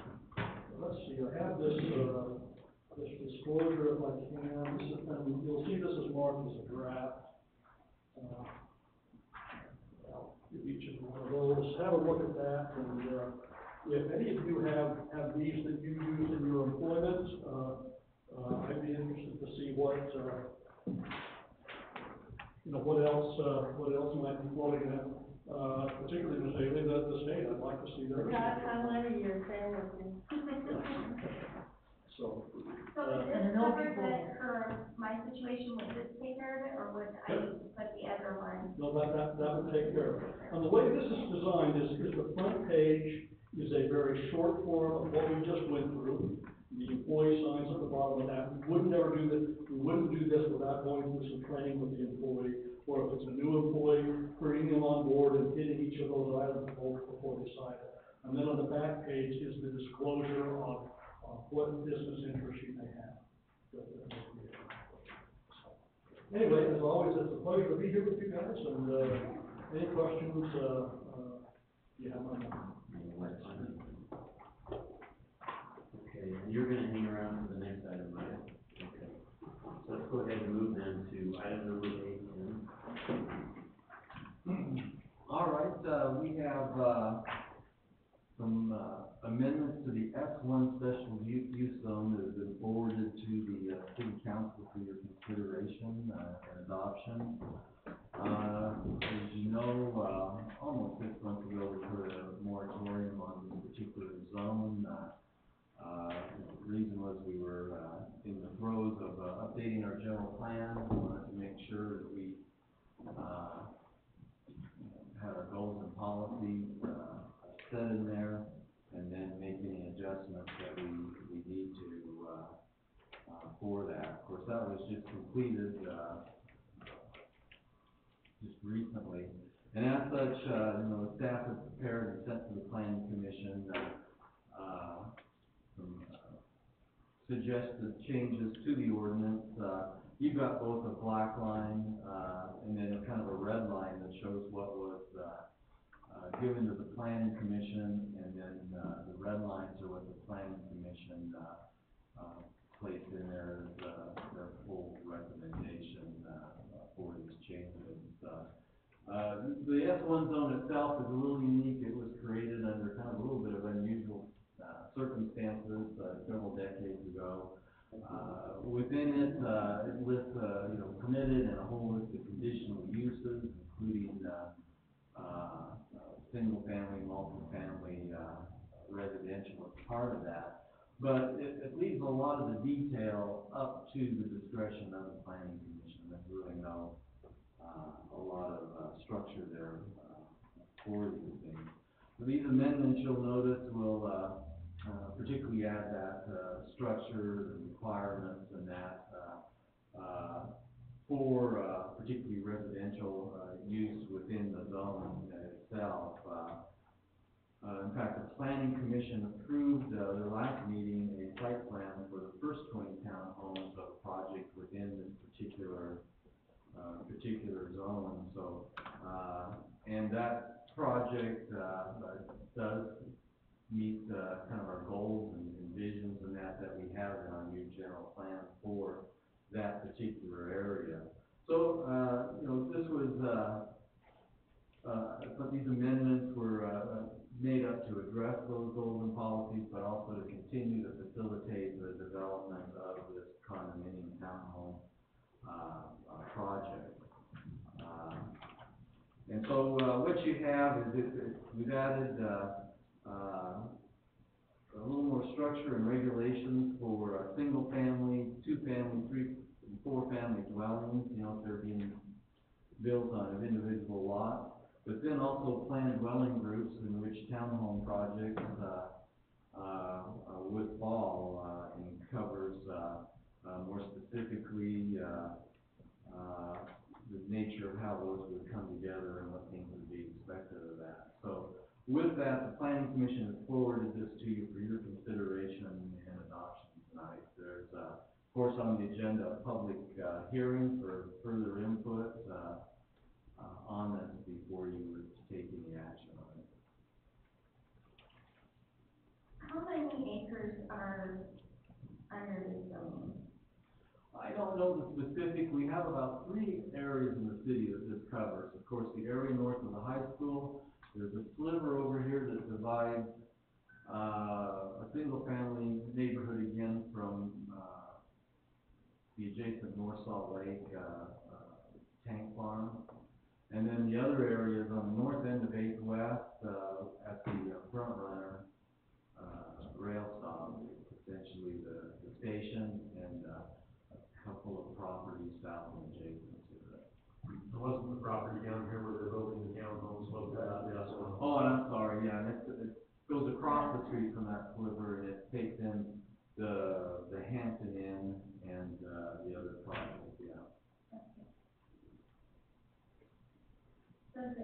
west where the old barber shop was? Is that? Yeah, that property, and the Marriott property next to it are part of the S one. Does that include the property west on 950 west, where the industrial area is? No, that's in I-1 light industrial business park down there. And then around the corner where you get to, RV's One Stop and that on 8th West, that's in a C2 general commercial zone where the office buildings and Okay. hotel and, convenience store and that. The only reason I ask that is because I've had calls from 3 different business owners down there in the industrial area, saying that developers have approached them with buying their property to build multi-family, development for a train or a transportation type of development. Yeah, it's interesting you bring that up, because last night we had a, community workshop, here, for that rail station area study. And I think some of those business owners were there, at one of the tables, Tammy and Judy were there last night also, and, they mentioned that, they had been approached, and there was one major property owner over there, that, actually is interested in doing something. They expressed publicly that they would really like to stay the way they are and aren't interested in doing anything. And then as part of that meeting, they addressed some of the constraints over there with the refinery and some of the environmental issues and that aren't very conducive to further residential, expansion in that area of the rail station. So, but they're in the I-1 light industrial zone on that side of the track. I've had a few people call me, I hear a permit going behind us in the farm meadow. I'm like, no. There'll be a follow-up workshop, about mid-April, where the consultants will come back with some definite concepts and ideas based on, not only focus groups, but the workshop last night, and the input that they received from the community. And would you mind? Well attended then. It was very well attended, yeah. Would you mind sending me the contact information for that company? I had a resident today call me who would like to send some feedback. He wasn't able to go to the meeting. Oh, all right, yeah, we can do that. Okay. Any questions for Tim before we open the public hearing? Okay, we are now, it's 8 o'clock, we are now in the public hearing to address the consideration to adopt ordinance approving amendments to the S1 special use zone. So if any of our discussion has prompted any thoughts or comments from the audience, we'd like you to come forward, state your name and address. I'm glad you're able to be here. I'm glad to be here I don't have too. to relay your message. My name is Gary Sharp, I live at 1312 South, 840 West in Wisconsin. I'm a member of the planning commission, which, no, you all know that, but I don't know about people. We have to get it on the record. Yeah. And Tim did a good job describing what we discussed. What I'd like to bring up is the fact that we got the document quite late, so we didn't have a chance to go through it and review it very well. In the future, I'd like to see us have a working session with the city council, so that we can kind of get a feel for what you're looking at, and you can get a feel for what we're looking at. Because of the moratorium, being lifted in 2 weeks, it was really in the planning commission, this is my interpretation, so take it for what it's worth, and Tim can contradict me or whatever, and he feels like we need to do. But the vote was, we're two against approving this moving forward. But my feeling at the time was that we need to get something on the books, so we didn't just open up the S1 like it was before. That's going to have something that happened and that we don't want to have happen. And so I voted for the amendment and for the proposal for the update. However, I don't think we're going to meet the needs of the city by what we've passed through to you. So it's our intention that we review this document again. And I know there's a lot of talk about putting removing the S1 zones from the city and putting them under standard zoning ordinances, which I think is very appropriate. But we want to protect the city, so one of the big amendments we took out, one of the big conditional uses was car dealerships. We felt like that was no longer a viable product within there. We added some different stage, considerations of materials we used on the outside that seemed to be a popular and good improvement to the ordinance. We didn't, from my recollection, we did not increase the height of any of the buildings above 2 stories. And I have mixed feelings about that. I know there's people in areas who do not want to have that done, but we never could have enough time to really address that issue. And I think that's one of the items that needs to be discussed, is that how are we gonna make this happen? Are we going to have 2 stories like we've got over here, or a legitimate 3-story? You know, how high do we want to allow buildings to go in there? So what I'm gonna ask you to do is, I think we need to approve tonight, so let me have some limitations on what happens in S1 zones. However, I think we'll need to amend it down the road so that we can work together and make that happen better, and really get in there what we think will be benefit to the community, to the affordable housing that needs to take place, and still control our own destiny in those areas. What were the thoughts from those that voted against it?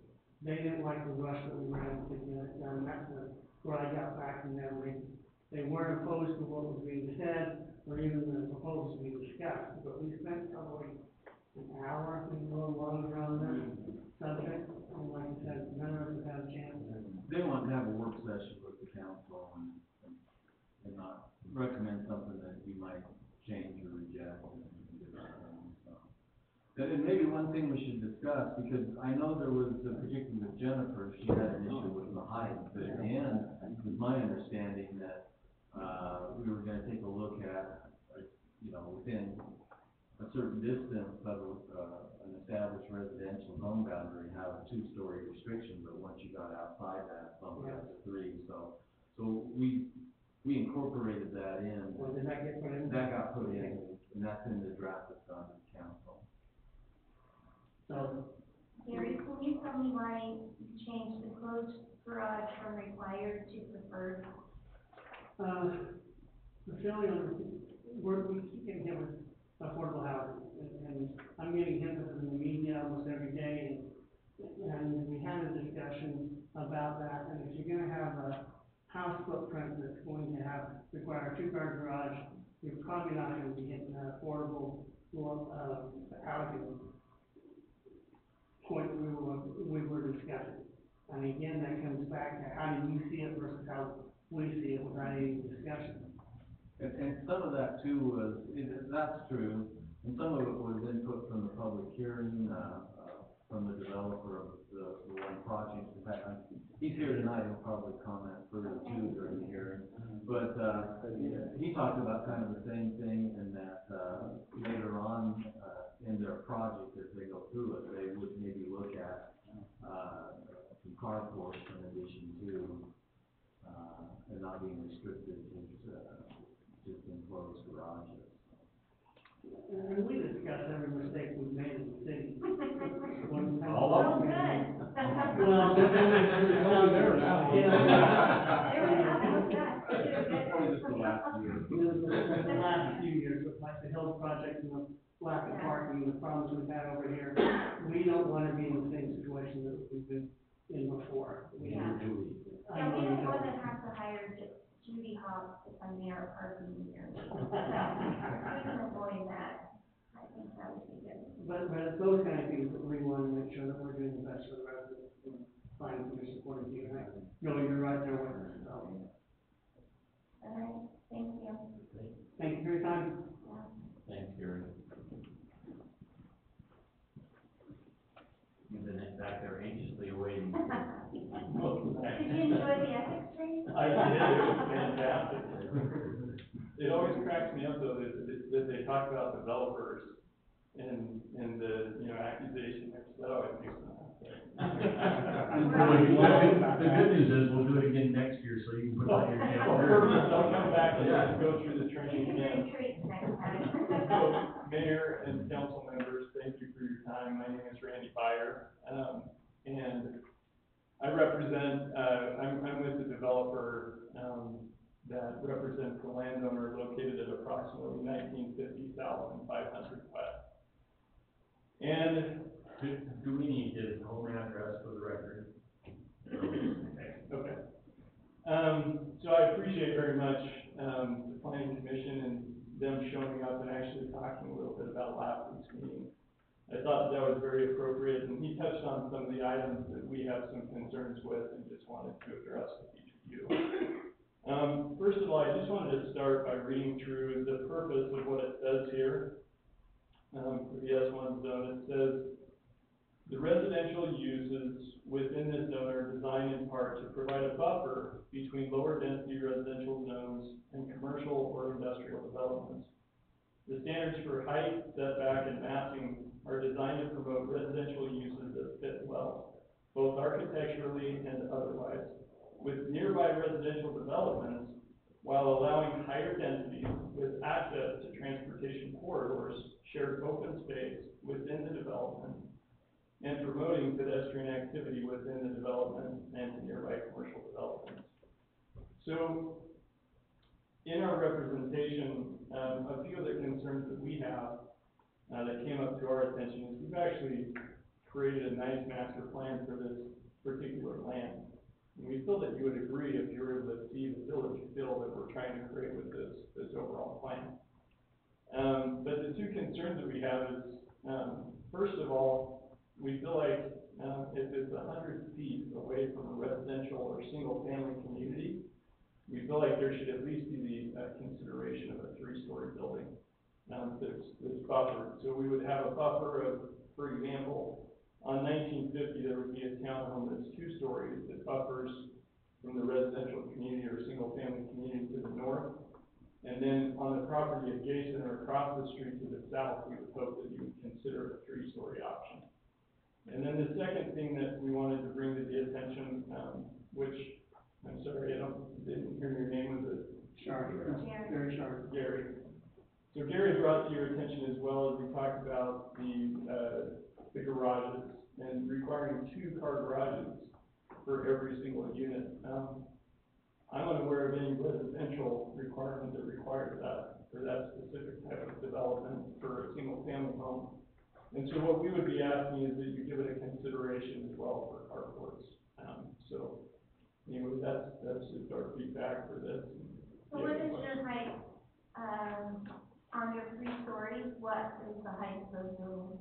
So we don't have a particular height determined at this point, but the overall height would be, I mean, if you look at a 2-story building on the north end of the property and then it tiers up to a 3-story, that would be what we'd be asking for.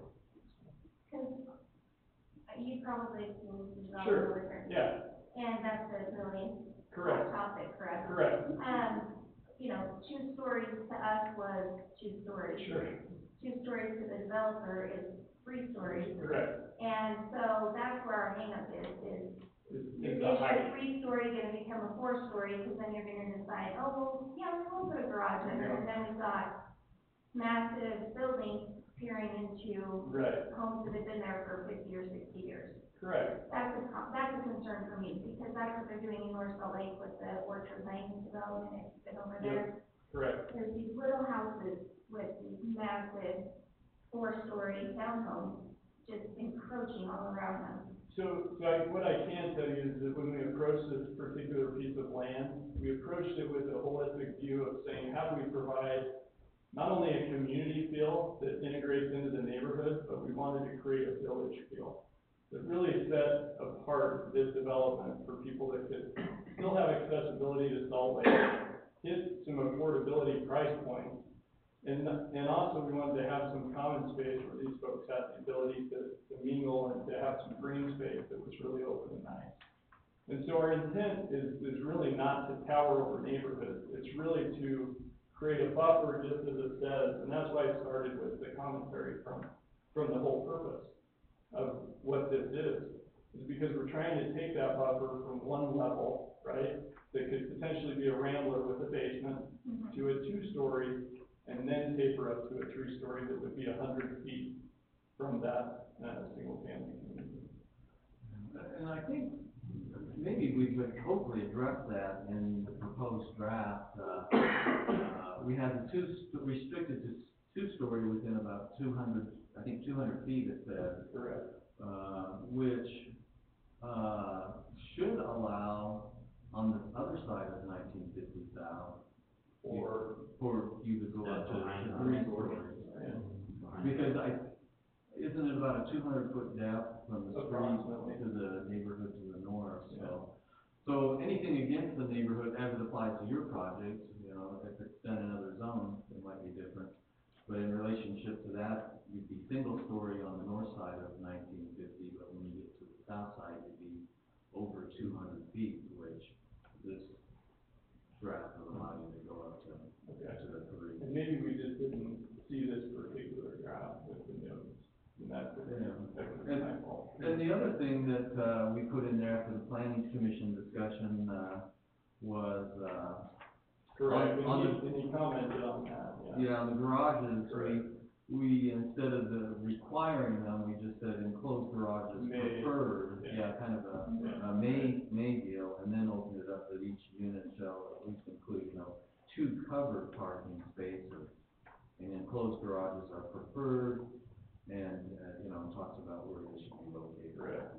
And to touch on that, you mentioned that once you put parking underneath, in order to have adequate, you know, so that starts increasing your building height, which that's what I'm going to ask for the consideration on. You know, not requiring a covered garage, whereas a carport would be more sufficient to have. And the carports would be against the residential, is that correct, or would the building be next to the residential? So, Well, there isn't. none of it really is against the residential. There's only the north piece of the property. Oh, okay, so. The north parcel is up against the residential. No, That would be the one. across the Yeah. street. Well, I mean, There's one, both pieces are part of the development, right? so there's technically, I mean, Three pieces. 3 parcels. Yeah. Yes. Because there's the dividing. There's the corners, right? And then you've got the 2 other pieces, one that is, east The of one car that's dealership. east of the detention basin would be the 2-story, because it's closer. The residential. On the south side of that street, it would then possibly face into 3-story. North side of the street, the higher you create the two-story with garage. So that's gone, yeah. So there's no carport in that. That one has garage, yeah. Okay. Yes, but the So that's consideration one would be for the remainder of the land. So did you have just one parcel farther east near Fifth West, the little corner piece. little corner piece that you bought, enough room to put a few more townhomes on there with parking? So I don't know what your program was to continue with, garages there or It would likely be carport. carports there. Yeah. So what's in your magical plan that you Yeah, have? yes. Your village? Does your village have condos or townhomes? It has a combination of both. Okay, so are the condos going to be owner occupied or would they be rented? They would not be owner occupied. Okay. So talk to me just a little more about garages. You made a comment that said, that you don't know of any other residential developments that have a requirement of a 2-car garage. Correct. Residential developments similar to this as far as townhomes or residential developments of single-family homes? Single-family homes, no requirement, right? So Woods Cross does have that. Oh, they do? Yes. Wow. And they went away from single-car garages years ago, Okay. to 2-car garages when I was on the planning commission. Yeah. In my neighborhood, the first couple of phases had some single-car garages, and then they went to 2-car garages, partway through that subdivision. But they went away from, that. So, give us an idea of the mix of the types of units you're planning on. 1-bedroom, 2-bedroom, 3-bedroom, all of the above? All of the above. Okay, I'll tell you, if you build 3 bedrooms and you don't have 2-car garages and additional parking, you won't have enough parking.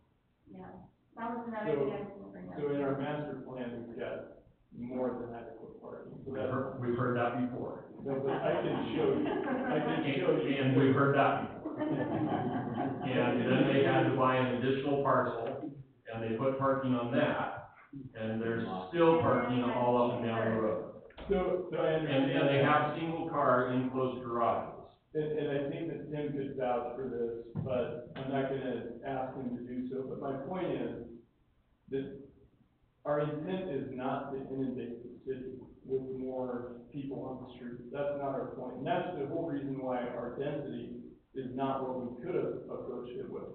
We approached it from a totally different view, and that had a lot to do with the landowner. He said, no, I want this to be a very village communal feel. I don't want it to be this giant, something that nobody else wants anyway. That's not the way that we approached it at all. And I know that you've heard that, and, I get that, and I respect that as well. We're pretty gun shy. Yeah, and I Because we understand that. heard we You heard talked all the about right parking, things, correct. no, this will be plenty of parking.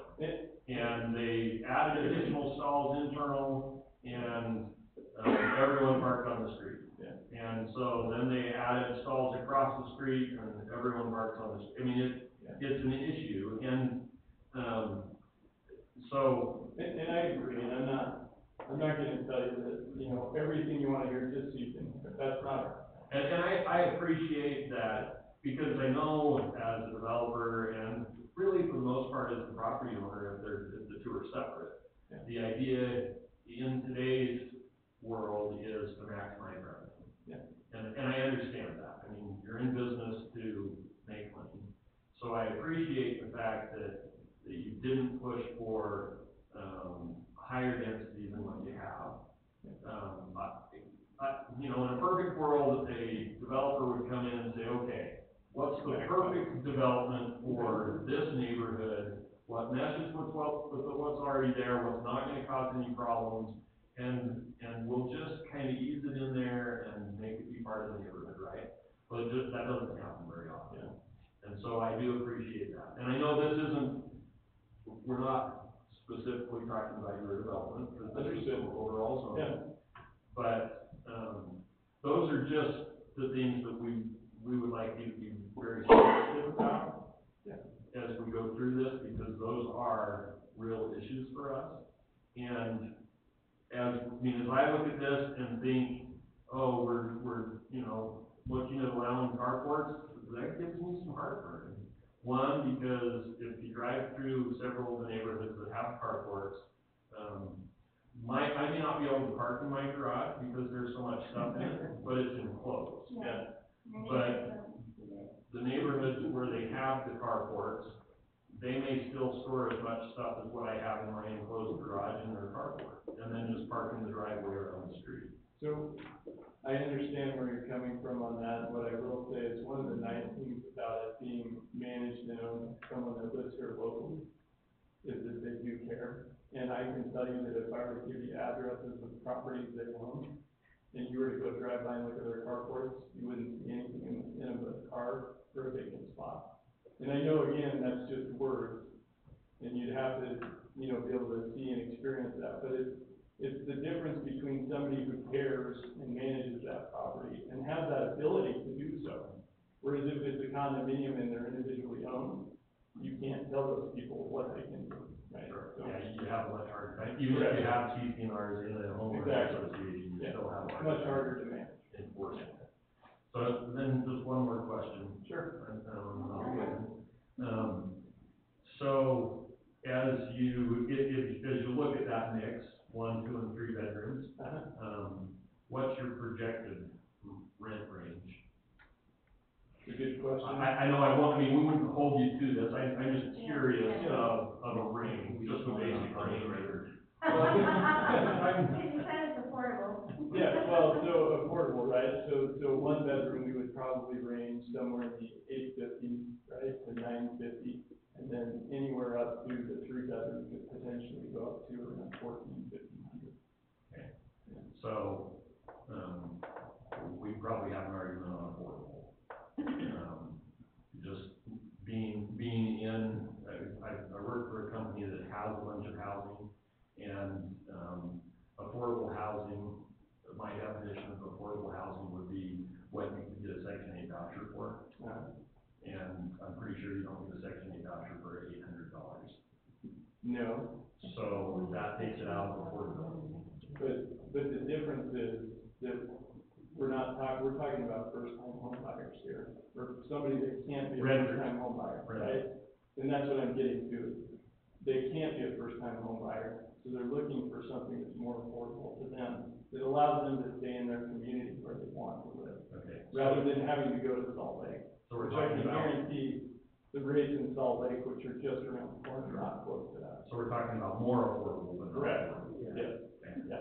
That's- I just, And thank you for clarifying. because, I mean, the big push is affordable housing and Yeah. cities creating zoning ordinances that allow and encourage affordable housing. And you wouldn't be able to, I wouldn't be able to in good conscience classify it as affordable housing. And that's it. So, you're getting closer than other developers Sure. that are charging $1,000 or $1,200 for a one bedroom. Yeah. But you're not at an affordable level. Yeah. So, Is there any other questions? I appreciate the ability to have the conversation and, Yeah, absolutely. and to just have a little background as we're going. Thank you. Thank you all for your time. Yeah. Okay. Why do I look like I'd say Martha. Hi there, Hall Blankenship, 1918 South, 580 West, Woods Cross, somewhat adjacent to, the development that's going in on, 1950, South. Some Wildcat Way. sharing a fence. Sharing a fence. Actually, to put it in a vernacular, it's not our ox that's getting bored here, but it's our neighbors to some extent. Because that whole development area from 1500, south all the way down to the fence, has all been single dwelling, single story, with the exception of the house that's about 2 doors north of us, that got an addition years ago to the 2-story. Basically, well, all those houses along the north side of the fence are single story. And, you know, their concern is, you know, from the NIMBY standpoint, they don't want somebody staring out the window looking at them.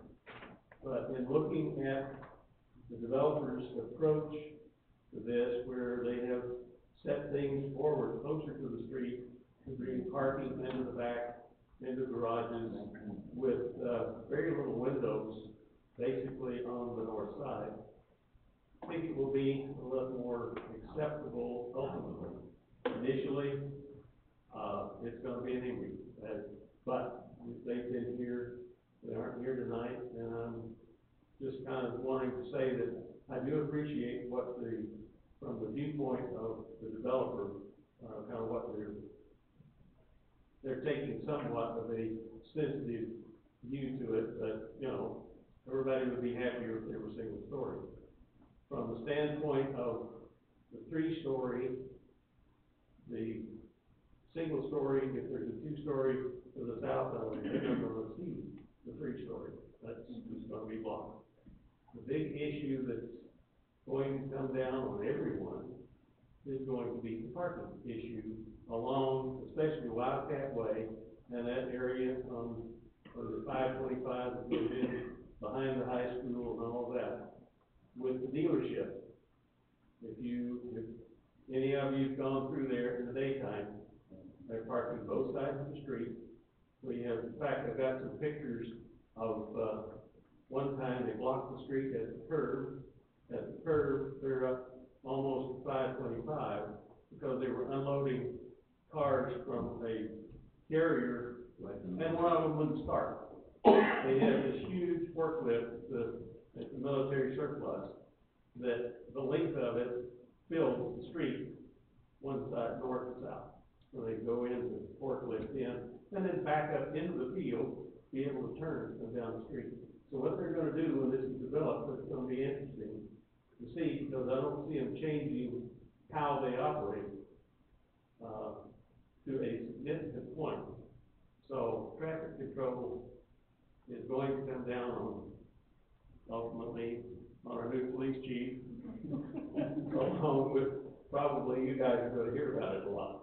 And what you do about it, I don't know, but I wish you well, but, just general comment. And thanks to, the developer for at least the somewhat sympathetic view of these things. Thank you. Thanks, Carl, appreciate it.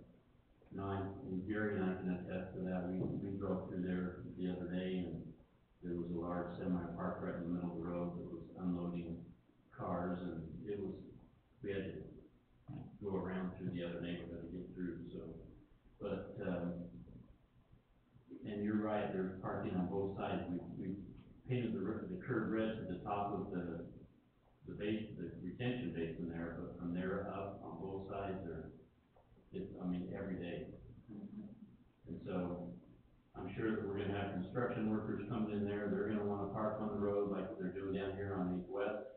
There's no place for them to park, so they're gonna have to park in the school parking lot where the students should be parking, that are parking on the street. So Tim, is it possible to address the guest parking in this zone?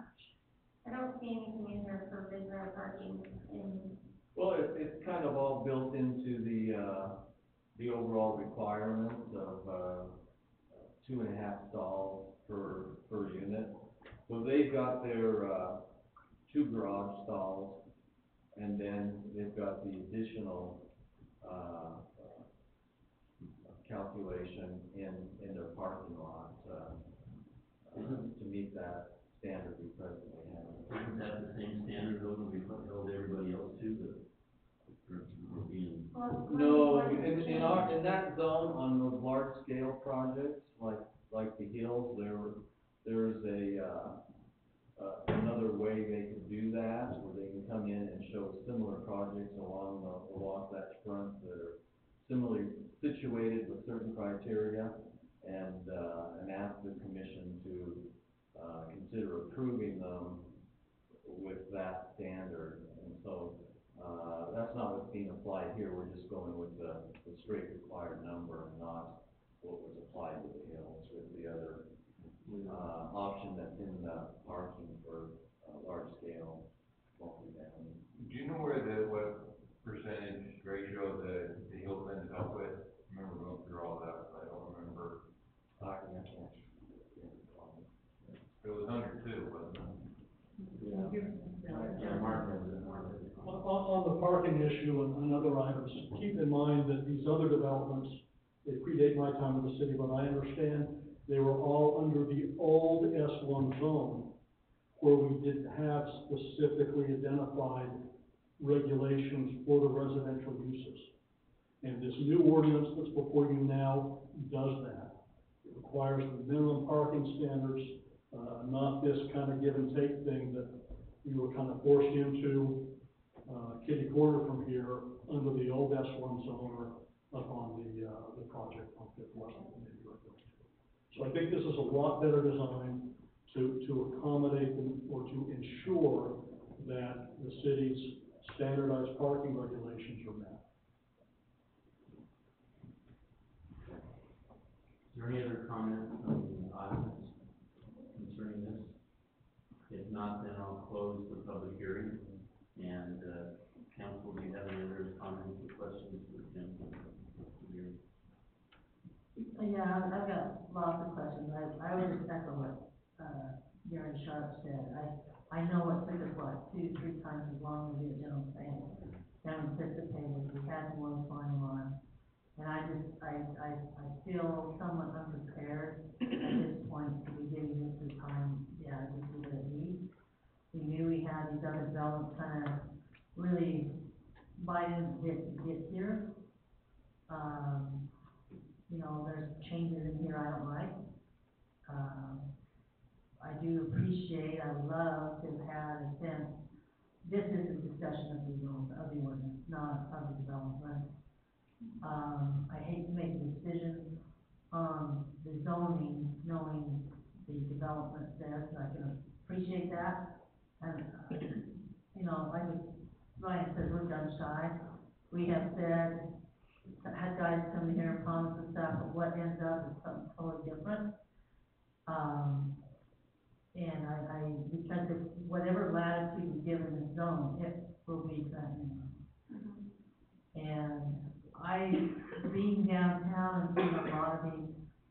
the building on that's down there, nobody's building home carports. There's just too much vandalism, too much damage to this, and if we want, you know, and I know, I've listened to all the community hearings on SB 34 and just like on organic.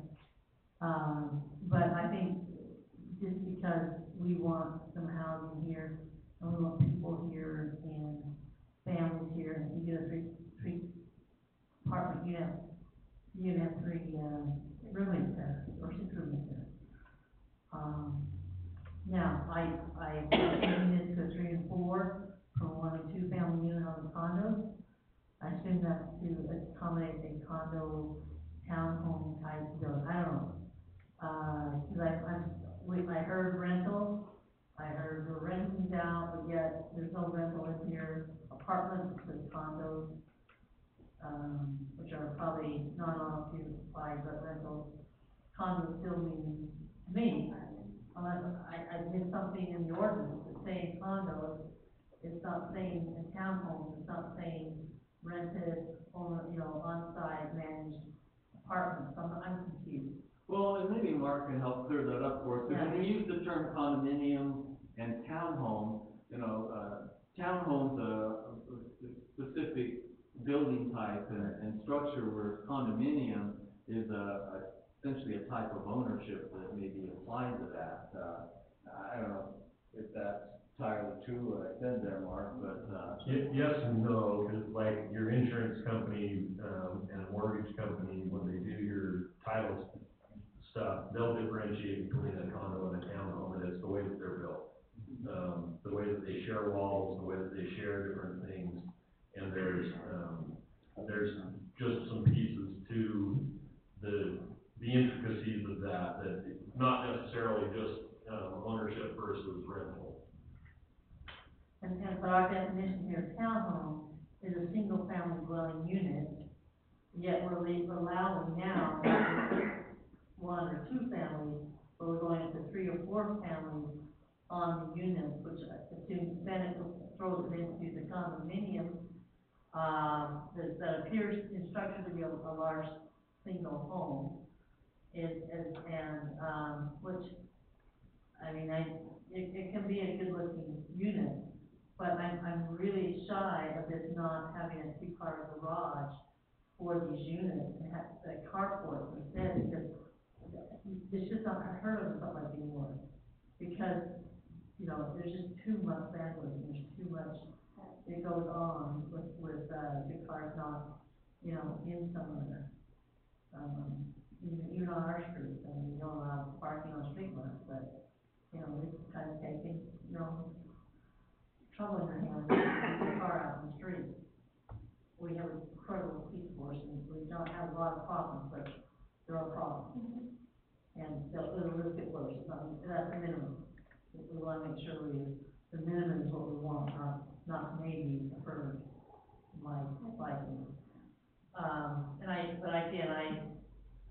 I know we're under this crunch, this sounds like a great project, but again, I want a project that we want long-term, and can sustain itself long-term.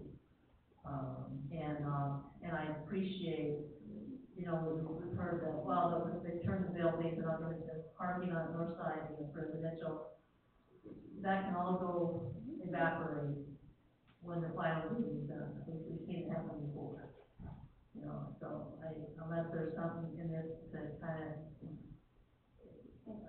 enforce that, I don't know. So I'm confused more than, you know, on this unit. I didn't particularly like going up on this to 3 and 4, on the condo unit, and then so there'll be rentals, on-site management, that's confusing. all right, well, But I don't see in here, you know, rental apartment in this zone, so are we talking the same thing, or is it in that condominium definition is what the building? yeah, and as we use condominium, our ordinance, it's defined by our ordinance, it says, the ownership of a single unit in a multi-unit project or structure, together with undivided interest in common areas or facilities of the property. this is the discussion we had here, that each one of those units, there'll be 4 family, 2 up to 4, so that's what we'll do, 4 in that one building structure of a condominium, and they're going to rent it out, they're not gonna be owner occupied, but our definition says they're multiple, what does it say? A number of residential units in a large structure shall not be fixed. Yeah, not And, All right. and not 4, but then say 4 for further down. But, you know, we're talking about 2 different animals. One's under the planned dwelling group, where somebody can come in on a single, larger piece of property and build a group of buildings on that, townhomes. Whereas the other is if somebody wants to come in on an individual lot, create an individual, in a lot in the zone there, and want to put in a single family home or a duplex or up to a 4-plex, then they have to meet those lot standards that are mentioned in the creed, section that precedes the. The 12/13/107 section, okay? So where are these rental units? Which section do they fit in? Yeah. Well, Are they the 6 per unit or the 4? any of it could be possibly rental, or they could file a condominium plat and divide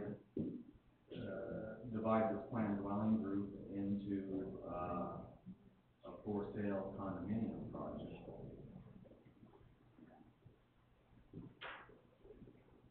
So our ordinance states that condominiums are owned, are not rented. It says condominium is a term of ownership, that it's, a condominium is ownership of a single unit or multi-family, in a multi-family project. So they wouldn't be able to rent them.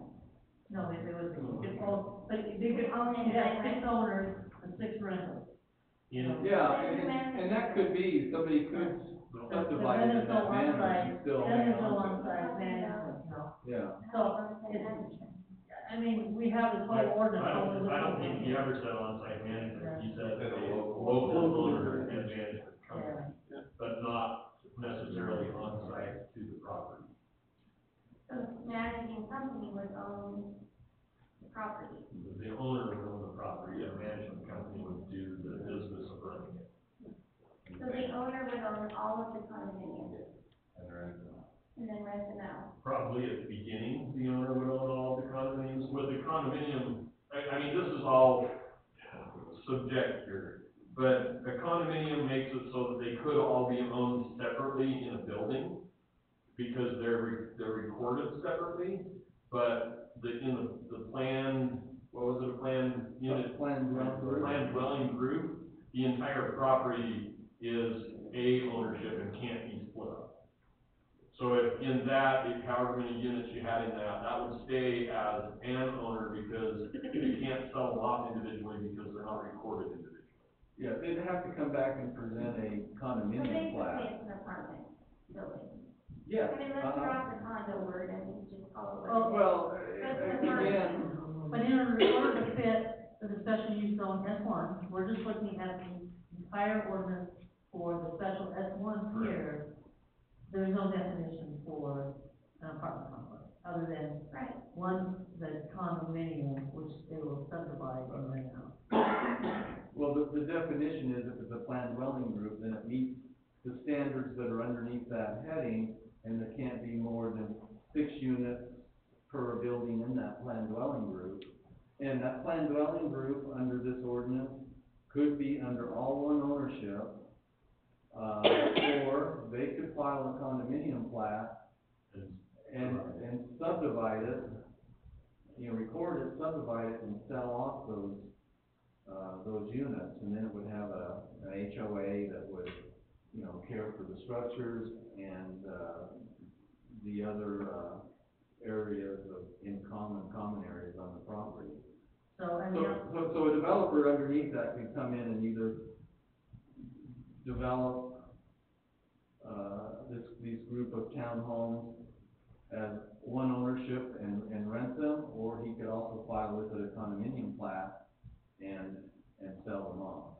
okay, so under your planning and development, which is your section 12-13-108, which is on page 5 and 6, we're talking to parking, okay, it talks about that, retention, whatever, 30%, whatever, slow. And, okay, so we can have 6 units in that plan, that ownership, that property. It can be a condominium with that separate ownership within the same building. And that there's not more than 16 dwellings per acre.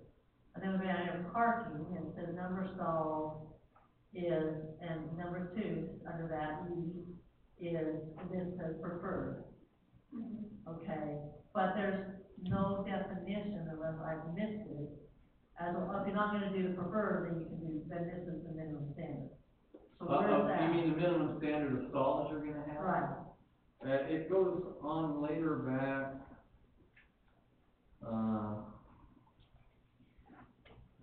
It incorporates by reference to another provision of your zoning title, the minimum parking standards or requirements that are elsewhere in the code. So it tells you how many. 12-20 off-street parking. Yeah, right. yeah, you have to have That's so where much. the actual number, where what you're reading is what the nature of some of that parking is going to be required or preferred to be Okay. within this planned dwelling group.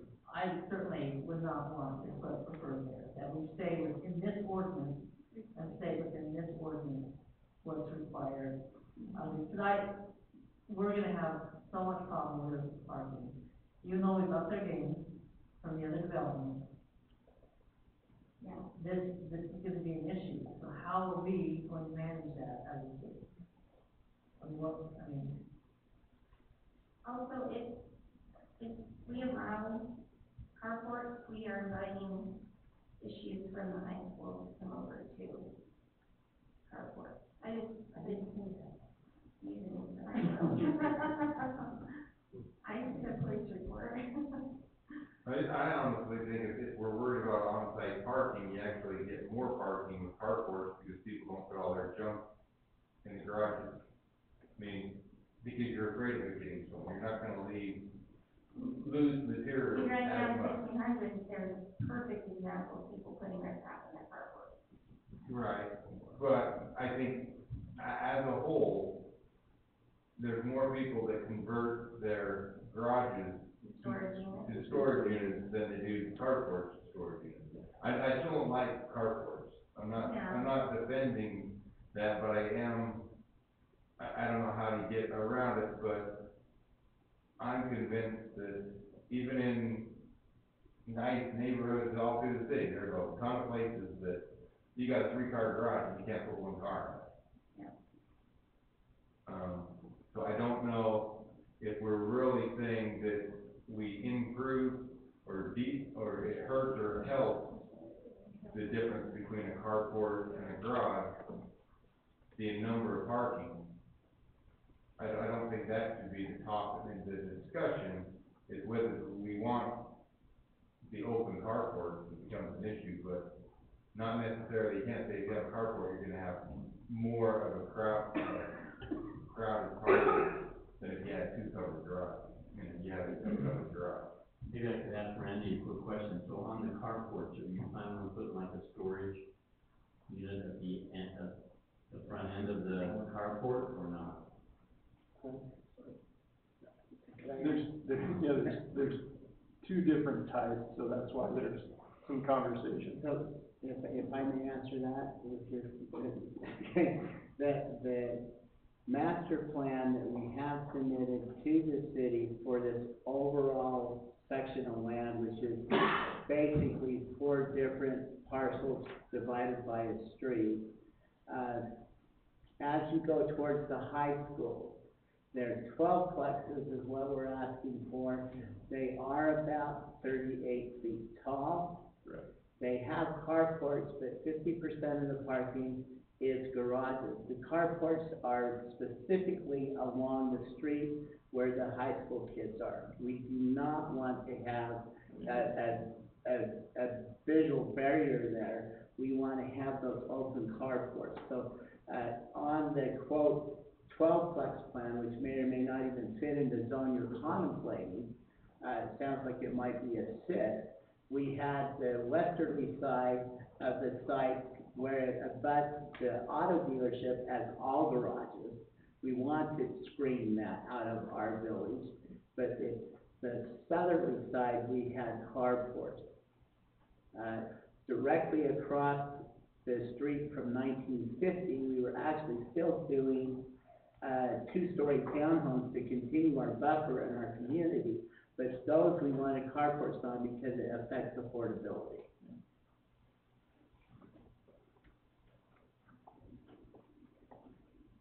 Okay, thank you. Mayor, may I address the decision-making process for a moment? Sure.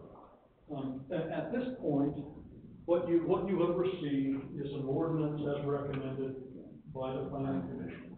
And you kind of have three options. One would be to reject the ordinance and say go back to work. The other one would be to say we accept it as proposed. Or the third option is to say we accept it with the following modifications. Those are your alternatives at this point. So you're not stuck with the preferred parking. You're not stuck with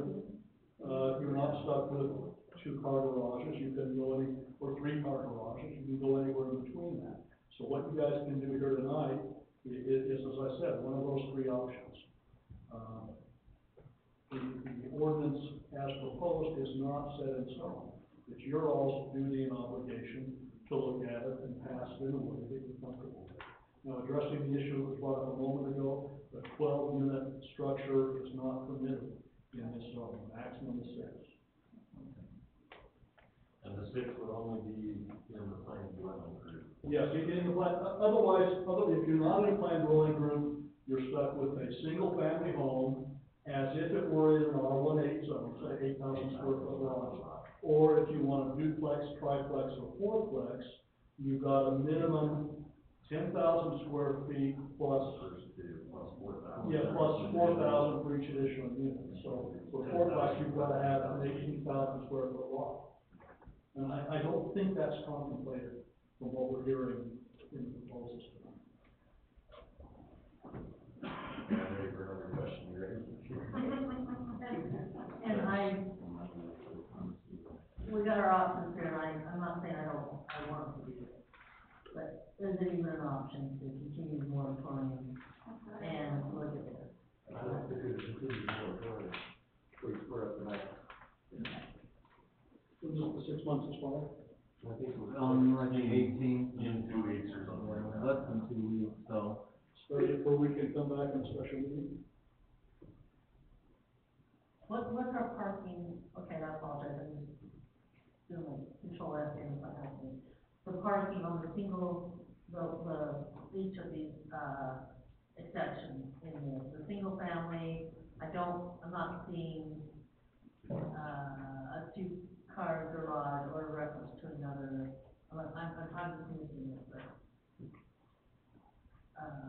our parking requirement of garage on the single, where is that? On those other smaller lot deals, we're not being specific on the form that parking will take as we are in the larger group. So would it not just revert to what our current parking standard is? What your R18 standard is. 1220, whatever it is, 1220. That's what it refers to. Yeah, well, we got our Do we have parking on the number, and then I think where it falls is actually under our, supplementary regulations, we have minimum standards for.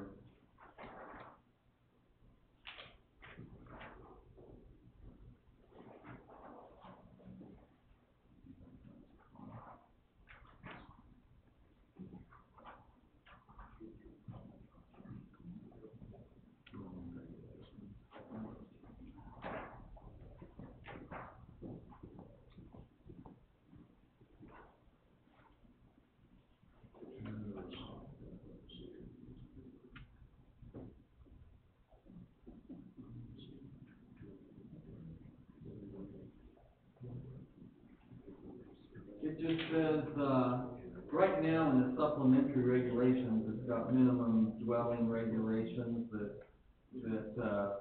they say they apply to all single-family dwellings within Woods Cross City as follows. When you get down to garages, it says all garages shall be provided with a garage or carport constructed concurrently with the dwelling in accordance with the provisions of chapter 20 of this title and the building code adopted by the city. So for the fourplex that's allowed here, they could have detached carport, they don't even have to have a garage. And for the single family dwelling, They could have a garage or a carport. they They have have to have a What is 1220 say? 1220, Cause that just referenced it right there, right? Yeah. Off-street parking. that's off-street parking regulations. And, you know, there's, it's gotta be off the street, it says, single-family dwellings have to have 2 parking spaces for each dwelling unit. And then the next heading is, dwellings multifamily, where we get into how many spaces per bedroom unit.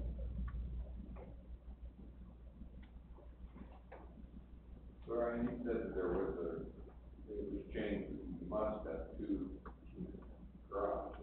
garages. That's my This is what it's saying, that as long as you have 2 parking spots. The first 2 phases of the Woodside development down where I am have single car garages in quite a few of the homes. And when I was on the planning commission, I thought that had been changed to, we wouldn't allow single car garages, and that it got put to 2 car garages. I don't know, I'm not That's been a bunch of years. grasping that. But also in 20, it says, parking design standards, it just says carports for residential units shall have a minimum inside dimension of 9 by 20.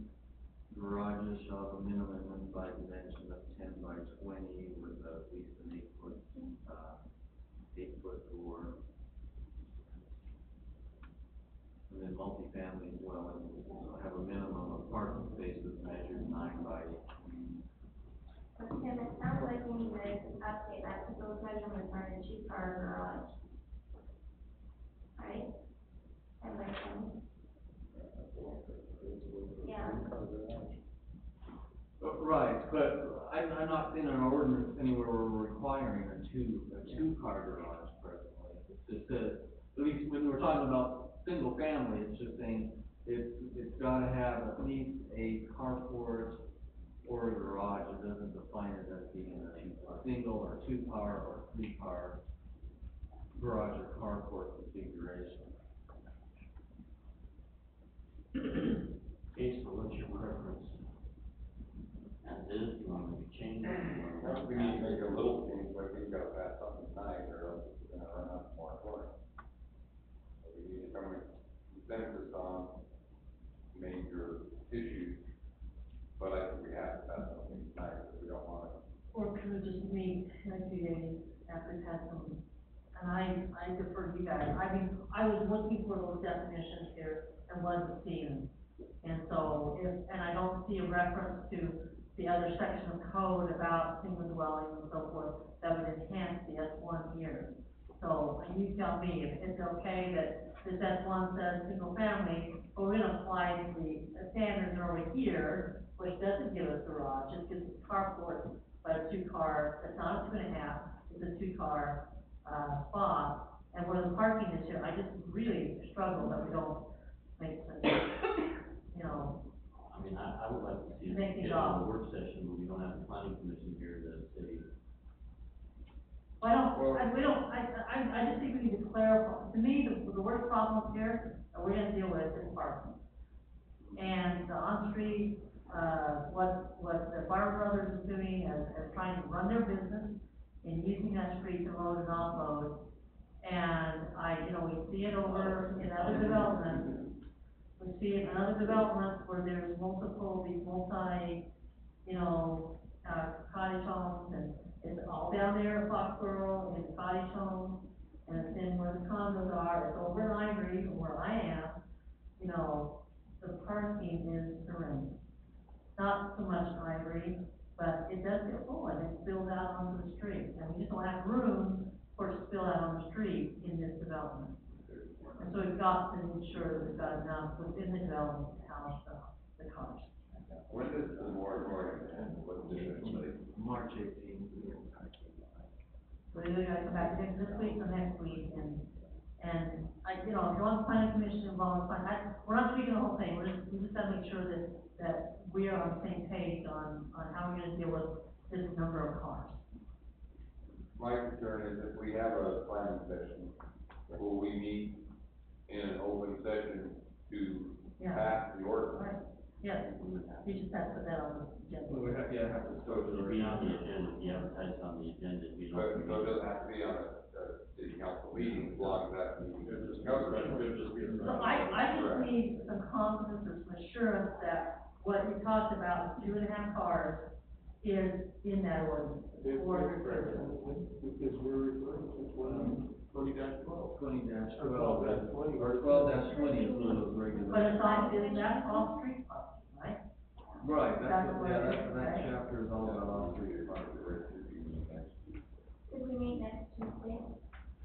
We could, the planning commission has a meeting at 6:30, they're regular meeting, if we can before or after or something.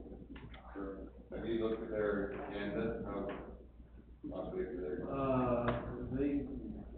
Right at this point, after DRC tomorrow, I'll know a little bit more about what's ready and what's not. Right now, it's not.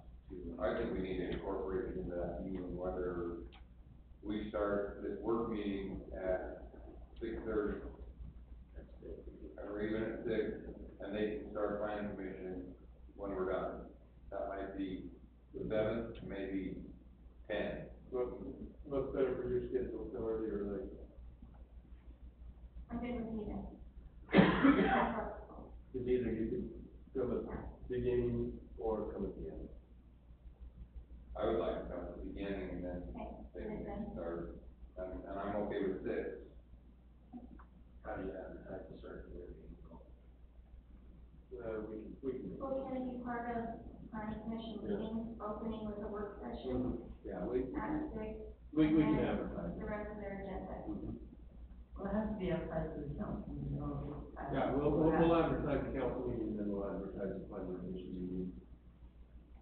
Does that sound good to you, Gary? Yeah, it does. Okay.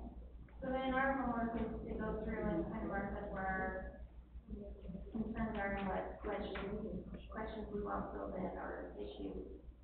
Well, and then based on the conversation tonight too, maybe allow Mark and I, before next Tuesday, to, take a look at a few of these things and maybe have some further. I just wanna make sure the loopholes are at minimum. And then we'll clarify. Mhm. Yeah. All right, we'll take a look at that. Okay, so let it be written, so let it done. We get a new copy. Call for a motion. Yeah, we'll Motion to get table. your agenda, we'll send out. I make a motion to table this until next Tuesday at 6 o'clock. 6 o'clock. Yeah. Did we decide to come in a few minutes early? Does that work for everyone? Yeah, we'll do I can that. do 6:30 doesn't matter. What day, is that the last day of legislative session? Yes. No, that's the 14th. It's the 14th. And we're gonna be on the 12th. We're on the 12th. You're not gonna miss it. So you want to start at 6? 6 o'clock. Then we may put the planning commission back to 7. I will second the motion that. Yeah, I'm just waiting for discussion to finish, so I'm gonna call for a vote, all in favor, Matt? All right. Aye. Aye. Okay, thank you. Okay, next Tuesday. We'll surely- Thank you, you caught 20 down on the website, right? Yeah, if you look, the whole Title 12 is on the website.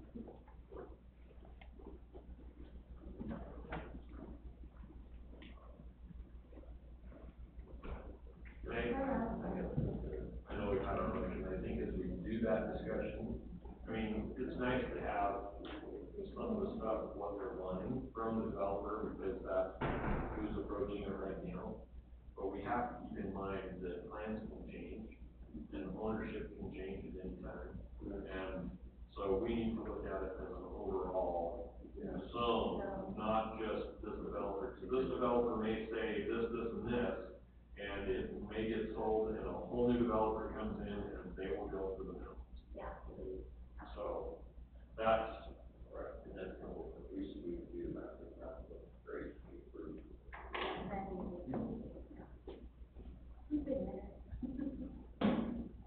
Mayor, I make a motion that we table item number 9. I'll second it. No, we did it out at 9, we closed the public hearing, never mind. I withdraw my motion.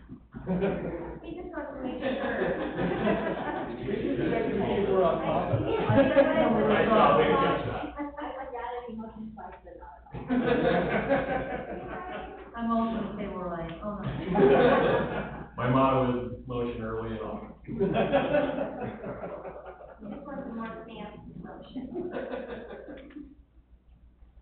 Okay, so we're on item number 16, which is now an open session, so if there's any, watch out for the water.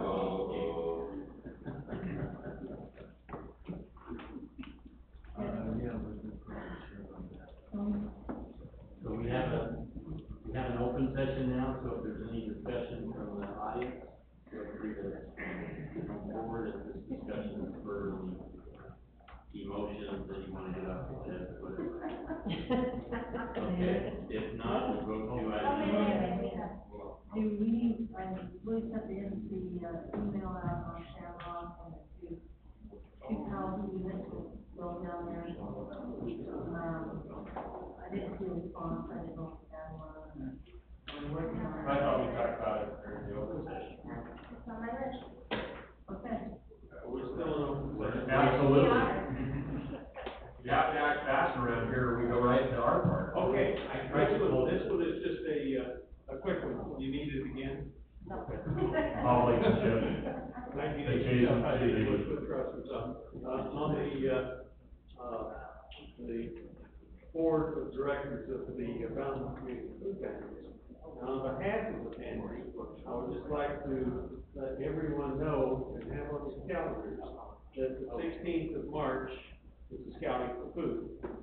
It is generally the largest, non-perishable food drive that we have in the year. Usually between 80 and 100,000 pounds comes into the pantry. Now, with the changes in scouting that are being made, we're not sure whether this will be the last one or not. Whether it will be a concerted effort still, we don't know. But we encourage you. Different, so we'll have that. What? It might be called something different, but we will still do it. Okay. And there should be bags coming out to your doorstep. Hopefully the Cubs and Scouts will get them out. And just as a reminder that, we can always stand to have, those non-perishable foods coming in. That's the biggest one. Right now, you're probably aware of the pantry pack program, which right now we're serving, I think the last number I heard, 66 schools within the Davis County District at the request of the school district. And passing out roughly 2,500 packs a week for those 66 schools. So it's making a difference. Doesn't fill all the holes, but we're working on it. Thank you. Thank you. Okay, now, council, anything for open session? Julie, do you want to bring up your email? I have several things I'd like to bring up. Okay, my first email was about Shamrock. I was down, we were looking at that development and noticed one home has two garages, one on each side, which then made me curious, and it has two front doors. So that made me wonder why there are two front doors and two garages. So I tried to look up the floor plan on their website, they didn't have it, so I dug deeper and found the floor plan, and it is advertised as a multi-family home, and which does not fit our ordinance. And it's one of their model homes that they've built, and so my concern is that they're going to continue building these. What's the number, what is the model? Let me, Yeah, the tax house, well, it's just gonna be for your in-laws or something, it's gonna be for your, but there's nothing, that says, yeah, you can't rent that out to whoever, this is perfect in mother-in-law apartment. it's called a super home, and it is the next 4122 next gen by Lennar. And looking at the floor plan, there's two separate living conditions, and, yeah, it's advertised as two separate, and that does not fit our zoning. I'm actually really disappointed in Shamrock for putting that in there. Right now, they're using it for their model home, right? They've got the It's one of the model homes. Yeah, well, the zoning only permits it to be used as a single-family dwelling, you know, it's configured, you've got a, you know, a door that connects it all together, and so that they would have to use it as a single-family, dwelling, but, you know, I guess they could easily convert it and use it otherwise, with that. We run into the same problem for years with people's basements, for a long time now, where they come in and they wanna put a kitchenette down there and have separate entrance, sometimes not. And, you know, it's a canning kitchen, or, you know, it's their home theater, and they entertain and want a kitchen down there. Well, again, it's the same thing, it's easily, it's still accessible through the whole house, but with a slight modification, or even a locked door, then they can try to use it as a second dwelling unit.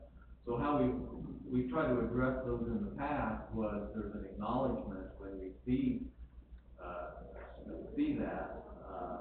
that they sign that this is a single family dwelling and has to be used as such under the present zoning.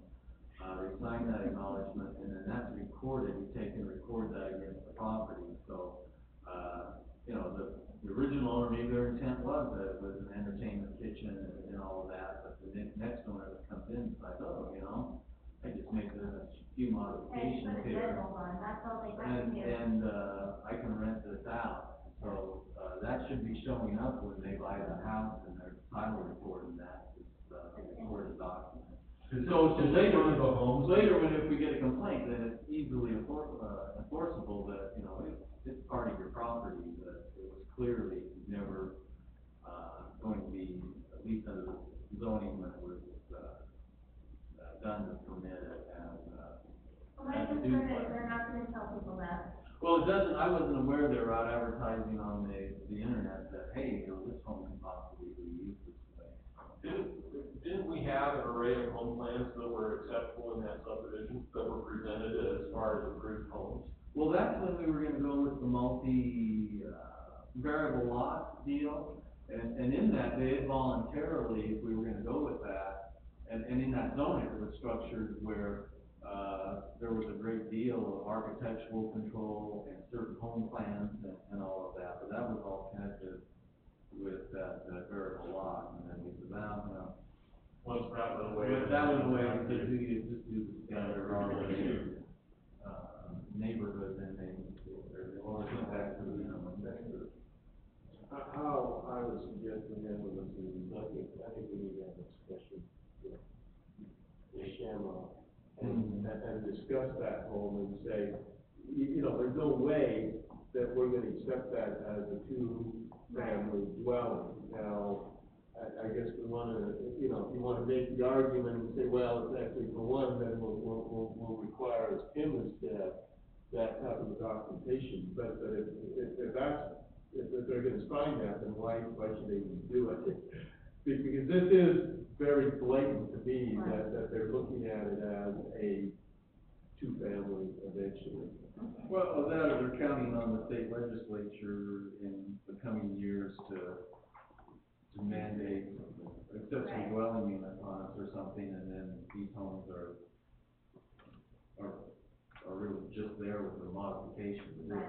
I think that's real easy too, to sign it, the first property owner, but the next guy comes around and says, well, so you know, that you might not wanna try and rent this, or at least not tell your neighbors, but I think it would be very hard to enforce. I don't think That's my concern. we're not gonna go and knock on the door every 6 months and say, are you still using this as your mother-in-law's apartment? Yeah. Tim sent me a copy of Ms. Checkett's email, and I've had a chance to look at the code and things.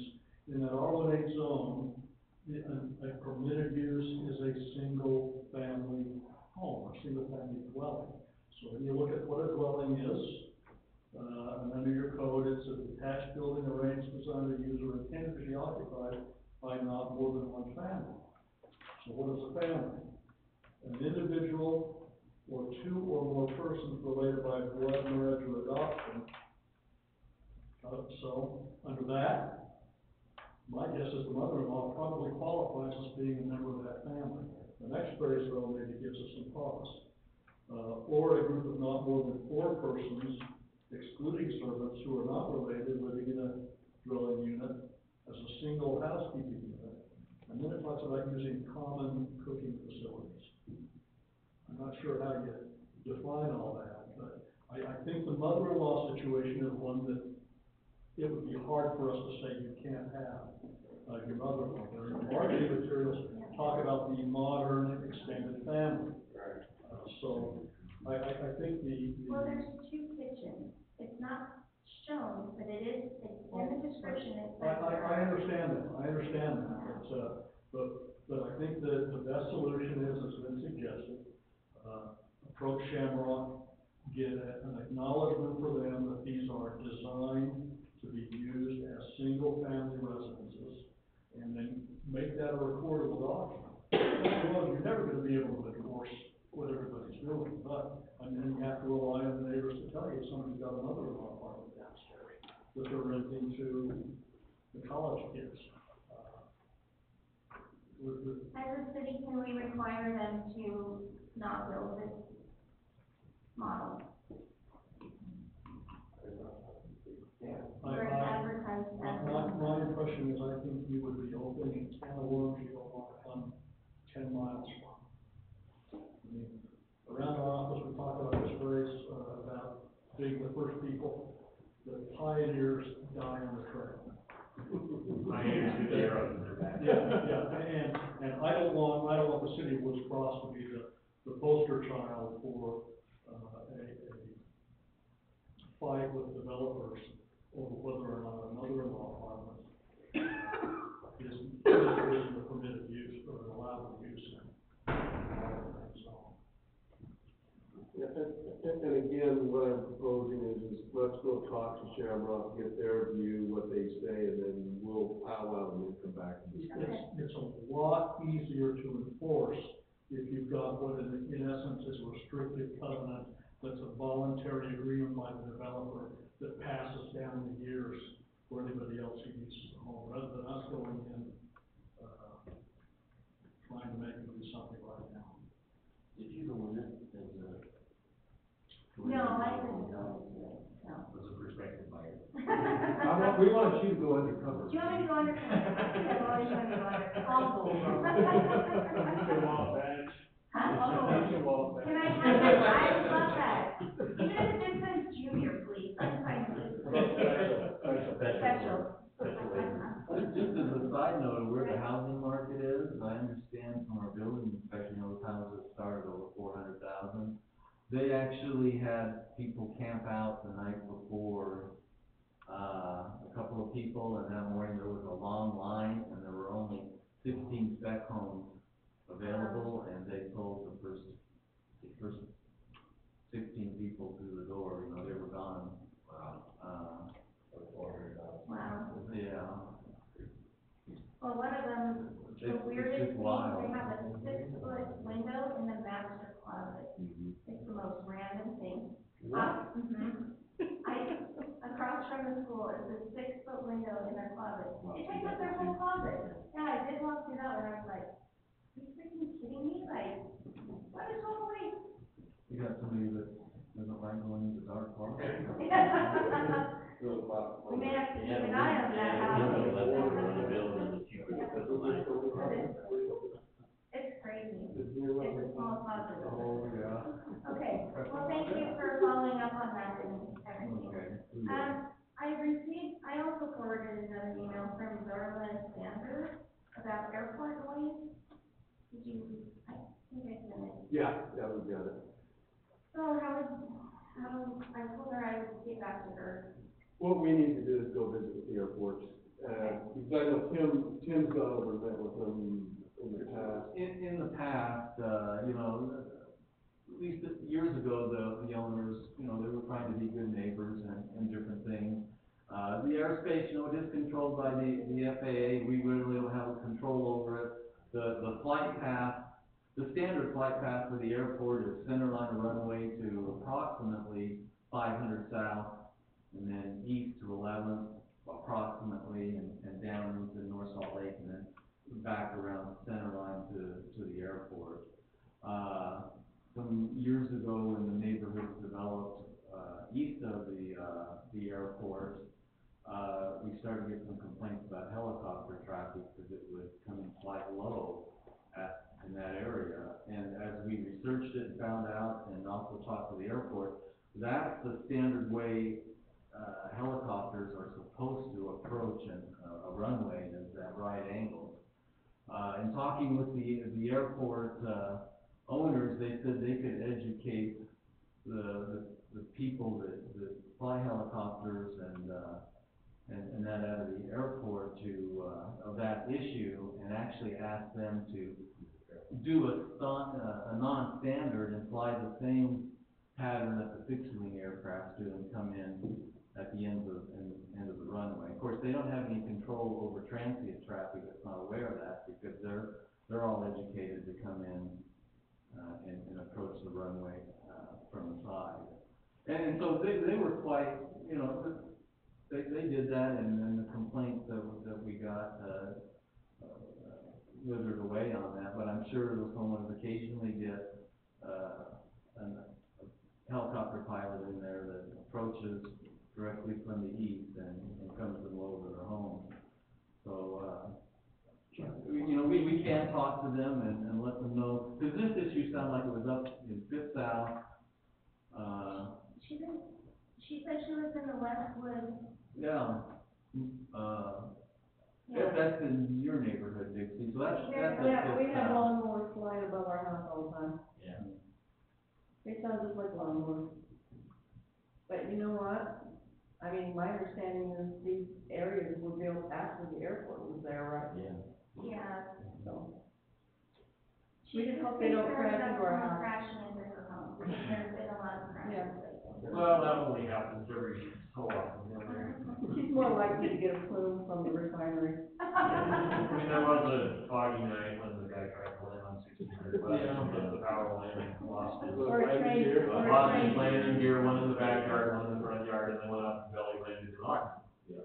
But that was like 16, 17 years ago. She's more likely to get a train tip over or a semi tip over. And he was violating flag rules then, the visual. He wasn't instrument rated yet. Well, the airport doesn't have an instrument approach, everybody knows the visual flight rules. He saw those nice bright street lights on 1600 West and thought that was That was it. Well, you're not totally right from the window, so, on the airport there, quite right. But yeah, there was a few weeks ago, we had an helicopter. I waved at the pilot a few times, and again, he got quite excited, he was crying and talking. It's tempting to shoot at them in the middle of the night, but that's illegal, I think. The chief is like, I'm not a good shot anyway, so. Chief, have you met Dixie? We'll send up a drone next time, Matt. If you hear a gunshot, you know where to come back. Just send up your drone. It's done. okay, well, I will let her know that you guys will be meeting with her. We'll meet with them and then we'll let you know. Okay, and then the last thing I had is the email from Chris Green. I don't know if you guys have all read that. Yeah. I know he did call me and asked for your email, chief, to get you involved as well, but, it's very concerning reading what's happened to his daughter, and it's correct, his instructor, but his behavior is being allowed in our school.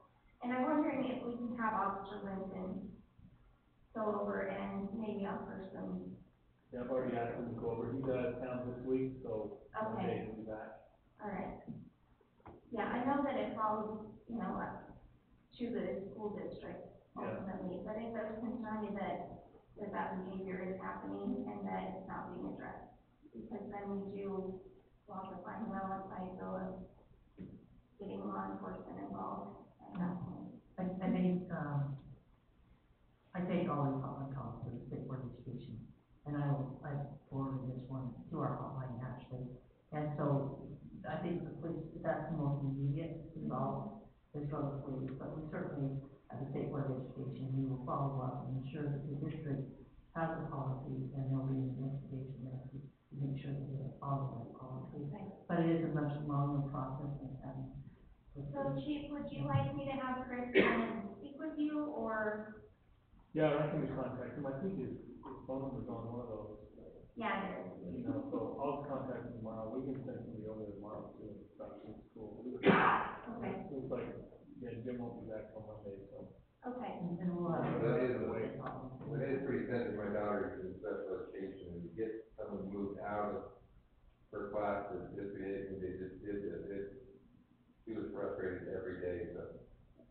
I don't want to defend the school at this point, but I think you also need to look at the other side, they're probably very much aware of the situation. Right. And going through the steps. The thing that he was frustrated with is this happened and no one called them.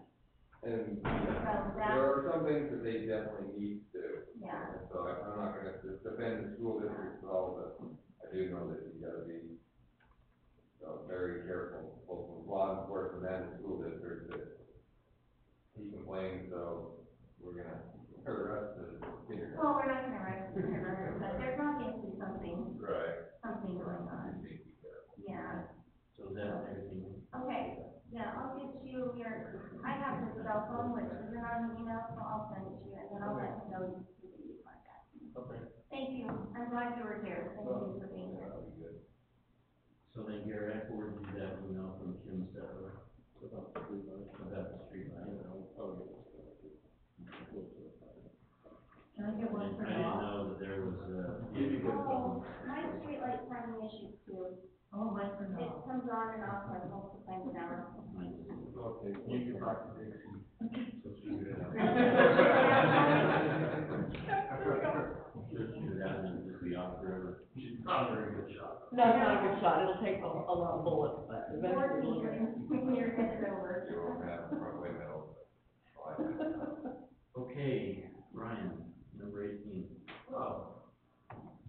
Well, let's see here, somewhere I've got. No, that's not it. Hold it up. Now, this is the most interesting part of the whole night, so I you know, better make it good. I'm afraid I'm gonna be a disappointment.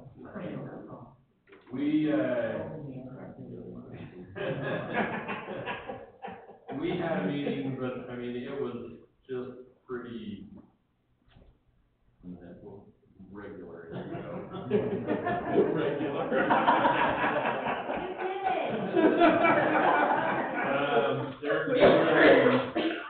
There wasn't a whole lot of excitement, same thing, they did talk about the open house, the open house was a huge success, I think they planned on like 150 people and had 300 to 400 show up.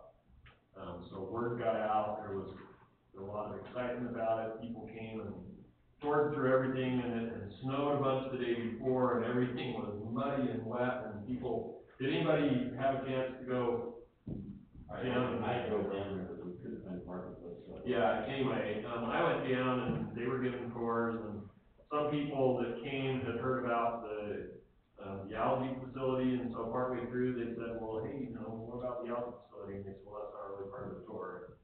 So we kept going on, and then he came over and he said, well, if you'd really like to see the algae facility, we'll wrap this up, and then we can take you over and go show you the algae facility. And so there was a whole group that went over and looked at it, and anyway, it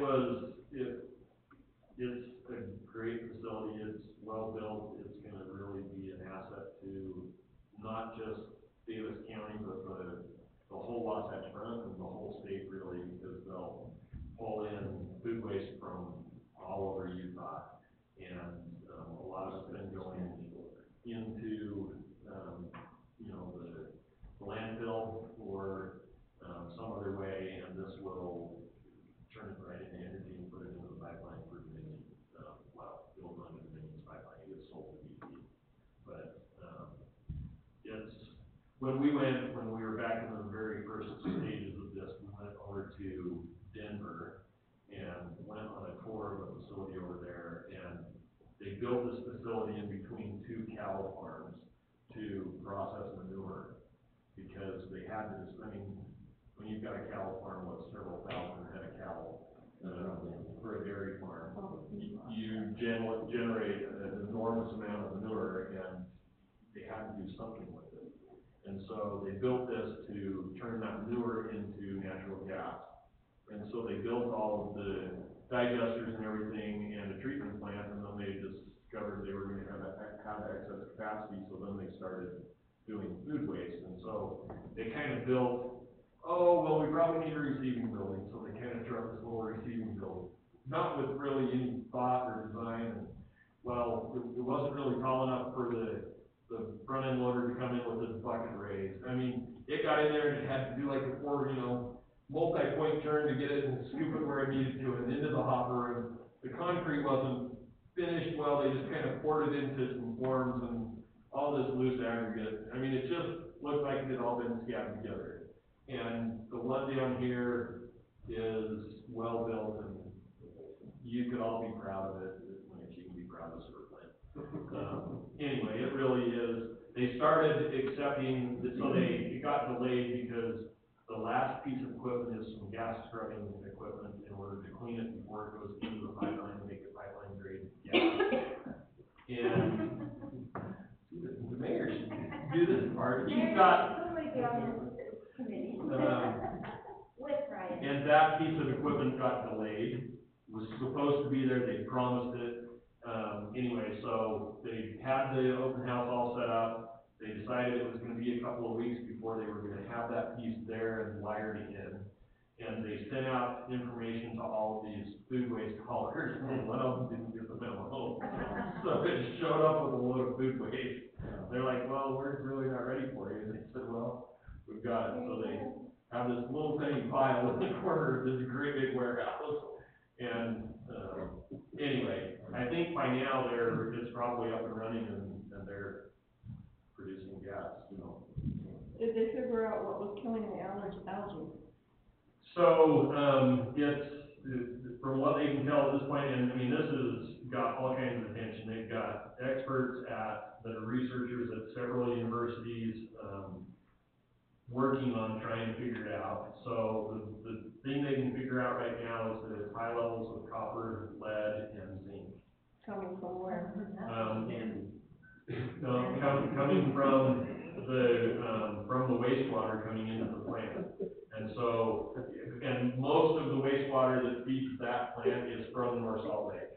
And so they don't know why it's more concentrated there, but as it goes through the process where it goes into the pipe that then grows the algae, as the algae eats the other nutrients, it concentrates those heavy metals, and it builds up to a point where it's toxic for the algae. Just like the people. And,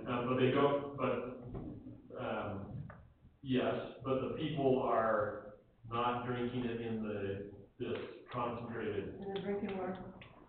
And they don't know where it's coming from. They don't know if it's just coming from the older homes, if it's coming from some of the heavy industry over there. They haven't been able to figure that out yet. Are they gonna be do they take meat products or just vegetable waste? And For the gas, at the plant? They're not like taking dead chickens, right? I mean. they'll take all kinds of stuff. Right now, it's mainly, food waste that's involved in, food manufacturing, dairy products from the Kroger plant in Layton, Nestle, which owns, Stouffer's, has a plant in Springville where they manufacture all their lasagna. And from that plant, most of it they get and are able to incorporate into the product, but they have, tankers full of water that's used to boil the noodles that has nutrients in it, and they can't just put it into the sewer there. And so they have a tanker truck that brings up all this wastewater, and they put it in there, and it's got all, you know, you boil noodles, your water is all cloudy, and all of that is energy for these bugs. So, it can take any kind of food waste that could be digested. And so whether it's cooked or raw, meat products, vegetables, it doesn't matter, this system can digest it and turn it into energy. See, that was the most interesting part of the meeting. I know, right? Anyway, other than that, it wasn't very exciting, You hung in there. We're so much for us. so, they still are hopeful for the algae one, and, they're making progress on it. They have these teams working on it that really are very invested, because if they can make it work on a large scale here, they can roll it out wide scale. And so, and it will change, the wastewater treatment process. Well, if they take that bit, why don't they just put an osmosis process on the front of it where it removes the heavy metals? So that's a process that they can solve it by filtering it, and taking the microscopic filter down much smaller, but it gets much more expensive. And so then you run into, is it cost effective to do it? And so they're trying to figure out a different way, because they can get it out, they can add a chemical and then filter it, and it will pull it all out. But it's much more expensive, so then the cost benefit may not be there, so. Then those are taxes, Well, you know, there's still all this Never get a tax. revenue that's gonna be generated from the, I didn't promise. I said we might be the first sewer district in the nation to offer a rebate for connecting. We're waiting. I would just like to settle for the tax decrease. I just like $1 bill. We'll pay you for your. I just need 49. 49. I was listening to that, I think 49. 49. That's it for me. Okay, thanks. Oh, that was fun. Okay, I don't have anything else to add. Gary? I just put in my report the budget schedule, so if you take a look at that, and follow that through. So just FYI, I will not be here on, So would the additional meetings be at the same time, 6:30? I'm just putting them in my calendar.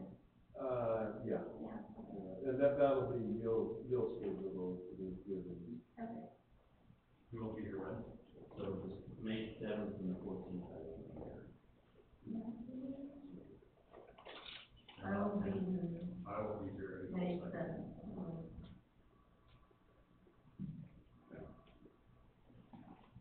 Okay, anything else? Not a proper motion to adjourn.